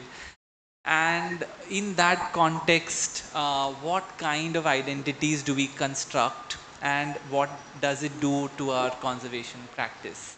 And what kind of responsibility do conservation architects, as a discipline, think about? And how can we kind of mold it in some sense to create a more, uh, a more humane society, if I would say, a more tolerant society. And so just wanted your views on it, and then we can probably open up. And so yeah, this reflection on the violence. And also one more dimension to this violence is, when we try to kind of, like I remember that when the fort area in Bombay was being kind of, taken over by the heritage movement, a lot of vendors were removed, a lot of, livelihoods were taken away, people were moved out. And that's also a form of violence which conservation practice can sometimes inadvertently cause. And on the other hand, you already mentioned about the stories of the chawl, and I also know that we were doing a project in Matar Pakhadi where people were, literally in a hurry to change and get their old buildings renovated before a law comes in, which will freeze their properties forever. So I want your reflections on this whole thing of the fear of conservation also in some sense, and the freezing of tradition through our practice. Taking off from her conversation with Belgaum, yeah, these are all conversations that one undertakes with the settings that you work in. And so taking off from there, you said that people were enthused by stories, right?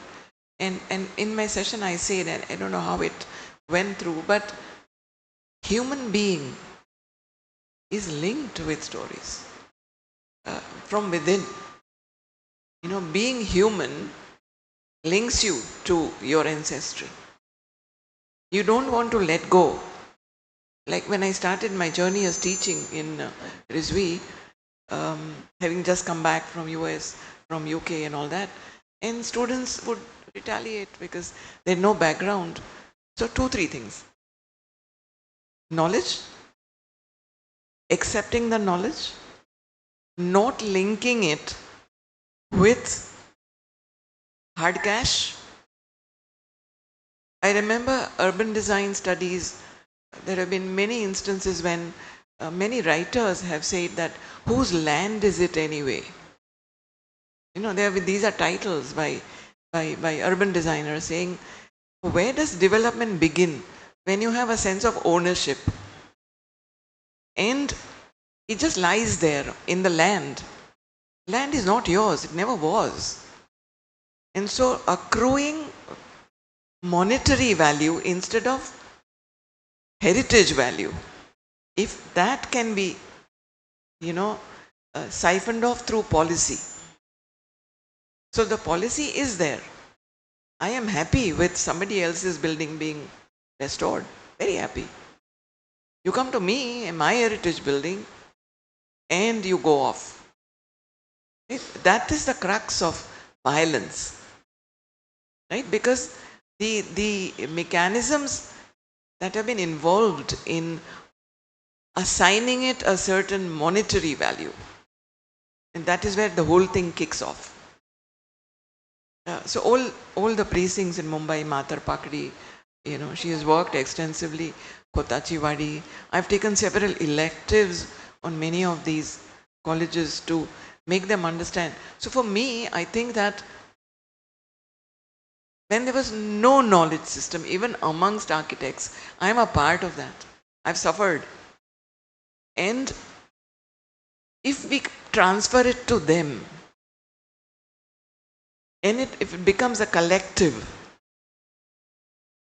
then it trickles into the families, because human being is made like that. I do not want to let off a needle which my grandmother has given me. I am not using it, but it's my position. It links me psychologically to something, and that's how our hearts are. That is to be exploited. And therefore it is the younger generation who starts accruing value, which is all these values which they both discussed. I didn't discuss it. But to set up cultural significance which is tied up in the tangible and the intangible, both together. If that becomes mainstream way of life, only then the violence will stop. The whole mechanism of urban transformation starts with migration. Did we decolonize anything? If you look at history lessons learned from colonialization and the way we were exploited, are we doing anything different? We are actually announcing from rooftops that India is going to become urban by so much percentage. It's a life cycle. Right? I really regret that I don't have a hometown. Not born here. So don't have a hometown. Don't have a house which I can say is in Belgaum or here or there. And so you miss that sense of belonging. I think that sense of belonging, if that can be rattled, and the policy can then be made by them, the owners of the buildings. What is the incentivizing that they want? TDR for heritage is existing even in Mumbai heritage law. Only one case which has been successful. Why? It doesn't accrue any value. So many things which can stop violence. And there you are only looking at what you very rightly put in your concept, only the visual. I don't want the hawker sitting there. I want the streets to look like UK streets. We are not UK. I would like my hawker to be there and give me that facility and also earn and make a living. It's a part of my life. Once that comes into being, into the smallest of settings, built environment settings, only then that change can happen. And I am seeing the change. I've written at the last slide, which I didn't show, that architects today, even in urban areas, are imbibing the craft, are imbibing the communities, are imbibing the knowledge systems and making buildings in a different way. It has started. It has started almost a decade. You can name these architects. Building in mud, building in traditional, it has come to the cities as well. But only if you don't put monetary assignments. Building on what Kirtida is saying in terms of the colonial, I'll state one incident which kind of made us move out of Hampi. Otherwise we were hell-bent, we were going to start living there, But what really happened was, it was in the endangered list when we were working. And the day it got removed from the endangered list, the Hampi Bazaar, which was the one which lined the living temple of Virupaksha temple, was evacuated. Only because they felt that there was another, like a floor below, and the Archaeological Survey of India felt that they need to evacuate the living bazaar in order to restore it to its original glory. And that's where the difference happens, right? You are unable to see the people who are actually custodians who have a sense of belonging to the place because of their economics linked to it, right? They are occupying those mandapas, but not in a bad way. They are reusing them, and you're unable to fit it into a mechanism.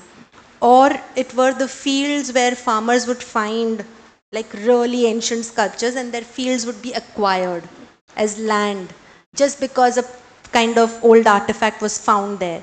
So these systems which have continued over generations of like colonial, what do you say, European systems have moved far away from that, but we are still, even in tax charter, I will like to point out here that it looks at living heritage and knowledge systems in a very, very minute way of just building craftsmen, sthapatis, and it has not been, as an institution also, not been able to make an inroad into the field or make a change in the mindset of the professionals also. There is a divide within the community who practices conservation as well, right? So because led by different interests, there is no larger interest in the picture. Otherwise, like ma'am was saying, the heritage TDR can be a very, very good model to kind of capitalize on. And unfortunately, these things happen and they make you rethink whether you want to be part of it. So for us, the easiest way was to get out of Hampi. We can't deal with it anymore. The friends of Hampi are being removed from their original places. They have been born and brought up inside the temple, and they are being evacuated right in front of you in the name of it being a World Heritage Site. And you wonder, what can you do to make them realize that these living components and the way it is being dealt with today without it damaging the original property is the way to go for our context. And we need to build on that. And that's why I would request all architects, you don't need to really go through a master's. You have a live example here where it's not about being trained as a conservation professional. It's an attitude towards building with sensitivity to your surrounding context in order to imbibe a way of incorporating light, ventilation, which we talk about in climatology, right? And many of these like services, construction systems, materials, you can do, you just have to be sensitive towards what you're building and not create another wasteful architecture to be in the field of conservation. You don't really have to go through a degree. Yeah, to add on what they have said, like even that is what I feel like. I think we are stuck with like the purest form of conservation in the profession, to say so. Like we are so purist that anything other than wood is considered like a violence on the buildings. Whereas if you kind of start looking at people who like stay in the chawls and things like that, like if there is a slight kind of a freedom of how they can repair their building with like, you know, more economical materials, or for that matter, like TDR, even like smallest things, right? Like the shift from maybe wood to metal in some cases and things like that. I think that can encourage people to kind of, you know, start like renovating, especially in places where there is awareness. Like in other places where there's no awareness at all, it's a mammoth challenge to kind of begin from there about like, you know, creating that awareness about heritage. But yeah, like overall in the space of conservation, I think we are very hell-bent on how that conservation should happen. And there's no kind of very less consideration around the economics of conservation, of how much it really like costs on your pocket, like, you know, to do, because the financial assistance is almost zero from any of the sources. Like there are no bank loans which used to exist like 10 years back. There used to be renovation loans, whereas now they have been taken off. So so something of that sort, like really smaller things, and like easing out a little bit of that process of conservation that we stick to, I think can encourage the movement a little bit more in terms of how people kind of, you know, look at their houses, like being a little open to the kind of changes that come into these spaces and stuff, rather than being really like sticking to the kind of principles and values that have been set through a Eurocentric lens. I think it's more to do with like how kinetic our cities are and our houses are and the kind of additive nature of spaces that we have, even in terms of like at an urban level. So I feel like a little bit of easing out is required.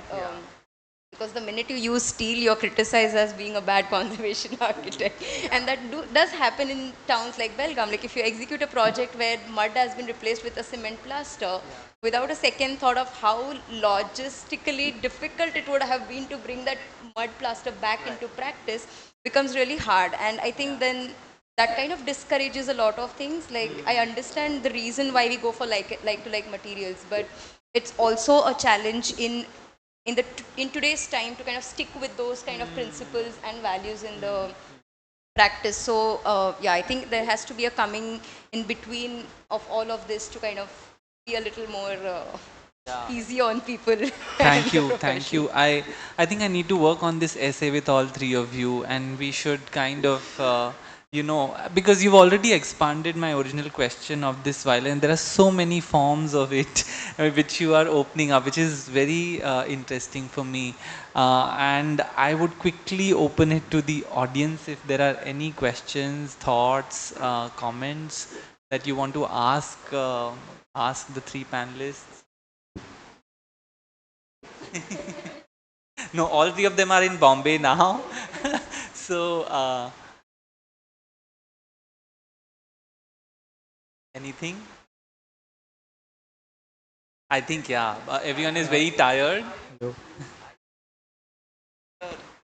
Hearing the term conservation for the first time. Oh, you know about it. You know about it. Okay. That's where the question can start, if you have any questions. Yeah, hello. Hello. Hello. Yeah, my question was, how are urban conservationists stuck between? Are they stuck between are they stuck between a rock and a hard place, in the sense that bad policies are on one side and bad capitalistic practices are on one side, or is it a kind of a feedback loop, which is one thing leads to another and it just keeps on spiraling? It's a combination of all. Because you can have a policy, but the guy doesn't have funds. Right. And in the case of chawls, they have no other recourse. But they don't have any other means as well. So all the means that were available to them is exhausted. So 3 repairs of Mada have already been done. Like you were talking about how Mada could have used other materials, but then it was giving it a lease of life. Right? So when everything exhausts, that is when a certain section, economic section of the society suffers. If it is the other end of the society where they do have the funds and they've only neglected maintenance, simple maintenance, and then you say that conservation, if I have to do like-to-like materials, then timber is so expensive, it's not even available, and this and that, and the cribbing starts. Right? Fair enough. But you don't realize that you have not spent a penny since last 40 years. And therefore the building fabric has gone into a certain state. So yes, policy is forcing him to protect. If he has the means, he'll sit tight on it till it falls on by itself. The other economic status cannot afford to do that. They'll keep living there till it falls on their head. They have no other means. So, which is the bigger evil is very difficult to state. And we are only talking of urban areas. Yeah, because that is where the policy comes in, that is where, governance comes in. Nobody cares about villages. Nobody even cares about towns like Belgaum. So even those tertiary sectors, where it should really trickle from the main sectors, the urban areas, which are elitist, which have a knowledge bag and so on. It is really a mixed bag. You're really sandwiched between the two, even while taking a decision, even with clients. Like to like materials are, but mujhe nahi parvad raha hai. And you only are saying that the ends of the timber which has gone into the wall has deteriorated and you can't see it, and therefore the slab fell. So use a sturdier material. You know, the brain works, human nominal brain works with sturdiness, strengths in different ways. So it is really a mixed bag.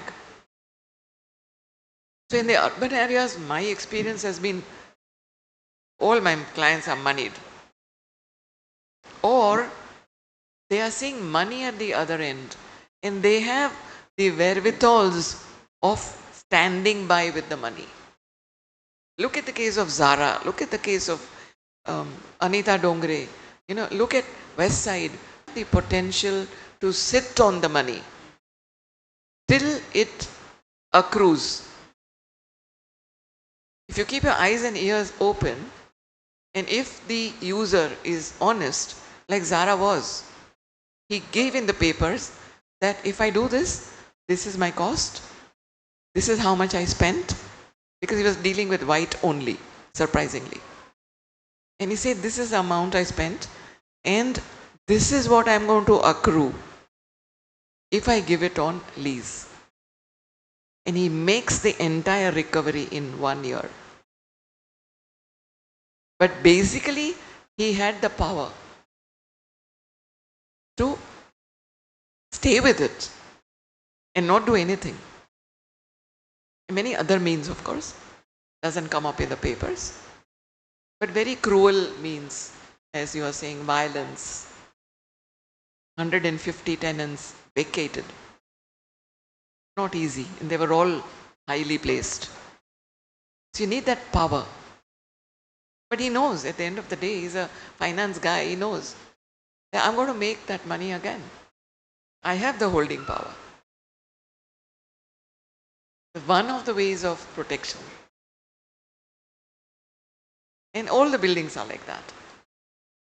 Excepting a few like which are owned differently. Trusts. Afghan church. Didn't have money for 30 years. It was only crazy people like us who stood by and saw to it that he get the funding. And the funding came. Are they pleased with it? No. No. And they've all seen the work. Completely true to, honest to conservation theory, being a grade 1 building, and so on. The clients are unhappy. Q? I didn't get the lighting that I wanted. I didn't get the fans that I wanted. And you did not disclose anything. And thank God we didn't disclose anything. So even today they are unhappy. So, Response or yeah, any other comments?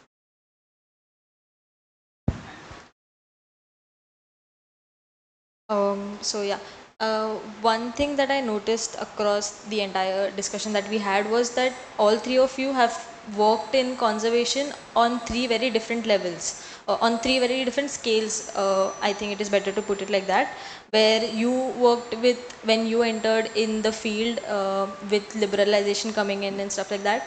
You worked with the idea of the entire city and the idea of the urban and the built and the unbuilt and the ecosystems that form the urban, whereas you, Tapan, you worked with the softer interventions with what was existing and then studying of the typology of built form and making interventions through a very soft sort of approach, and then coming to you, Prajakta, you worked your way through that conservation in terms of intervening through the public realm of it and not really entering the built form, but how do you conserve the public so that everything is kept intact. So I wanted to ask that where do you see yourself, like your practices going forward from here, hoping and assuming that three of you guys would still be in practice for a lot more years to come. So I just wanted to ask that where do you see it going, because like you said, what ties all of these three practices together is are the people and the culture and the stories that they bring. And as you said, it is becoming violent day by day. They are becoming intolerant because there are a lot of other aspects affecting the standards of living that we are in. So how do you see your practices going forward? So yeah, although I kind of ranted a lot about how there's no attention to a lot of like, unknown or living heritage sort of a thing, I think the kind of scene is changing with a lot of agencies coming into picture for heritage. And they are not just looking at the monumental heritage that exists, but also they're kind of looking at a more urban and people-centric initiatives. And that's, I think that's what something is coming out of the CSRs that the companies are kind of, taking up. And because CSRs are not really concentrating on individual buildings, but they're looking at neighborhoods, they're looking at women, they're looking at education. So there are a lot of different angles within these urban environments which may really give way towards conserving those neighborhoods.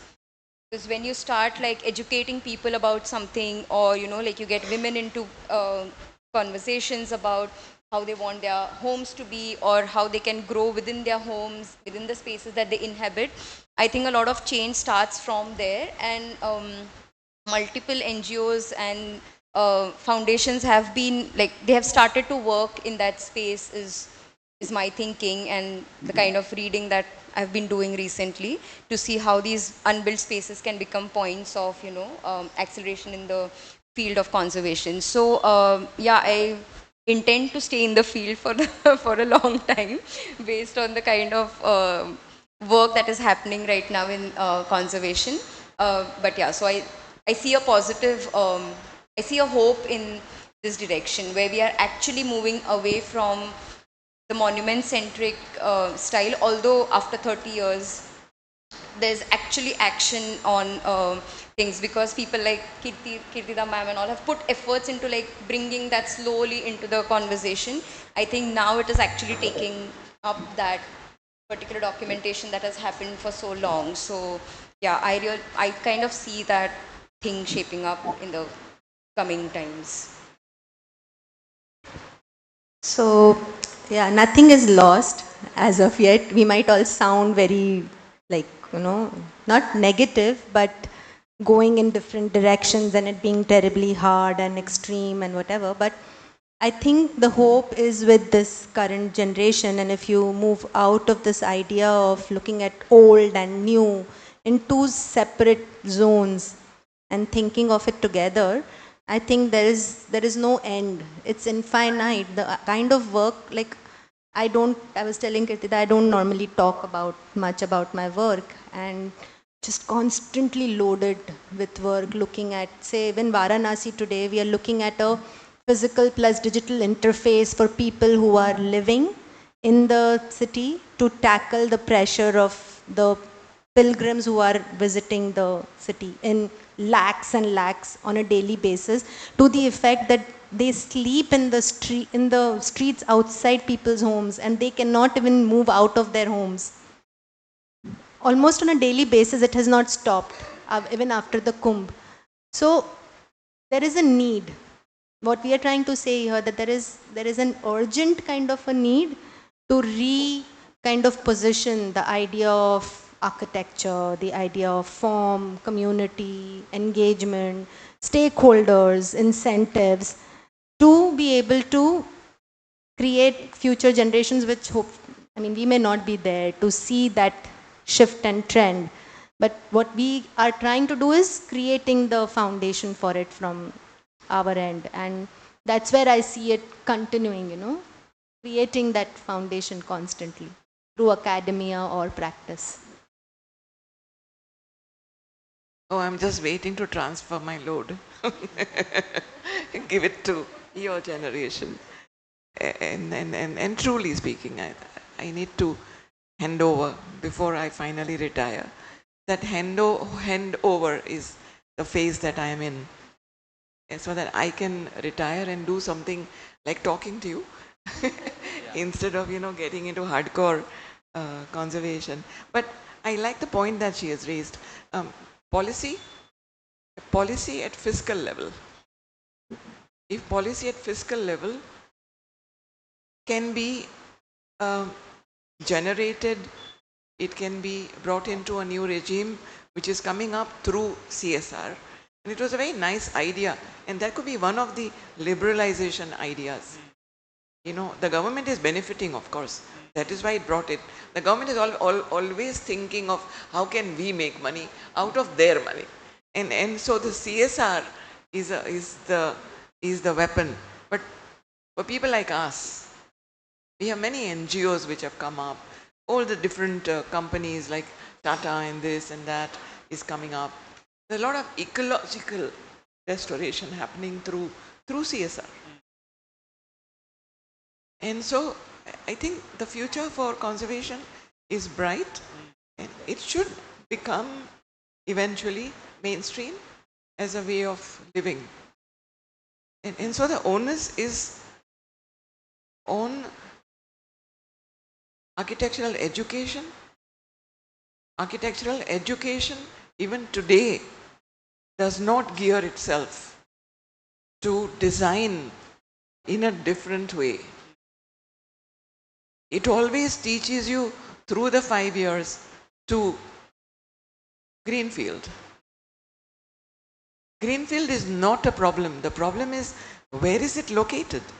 And the context of that location is conservation.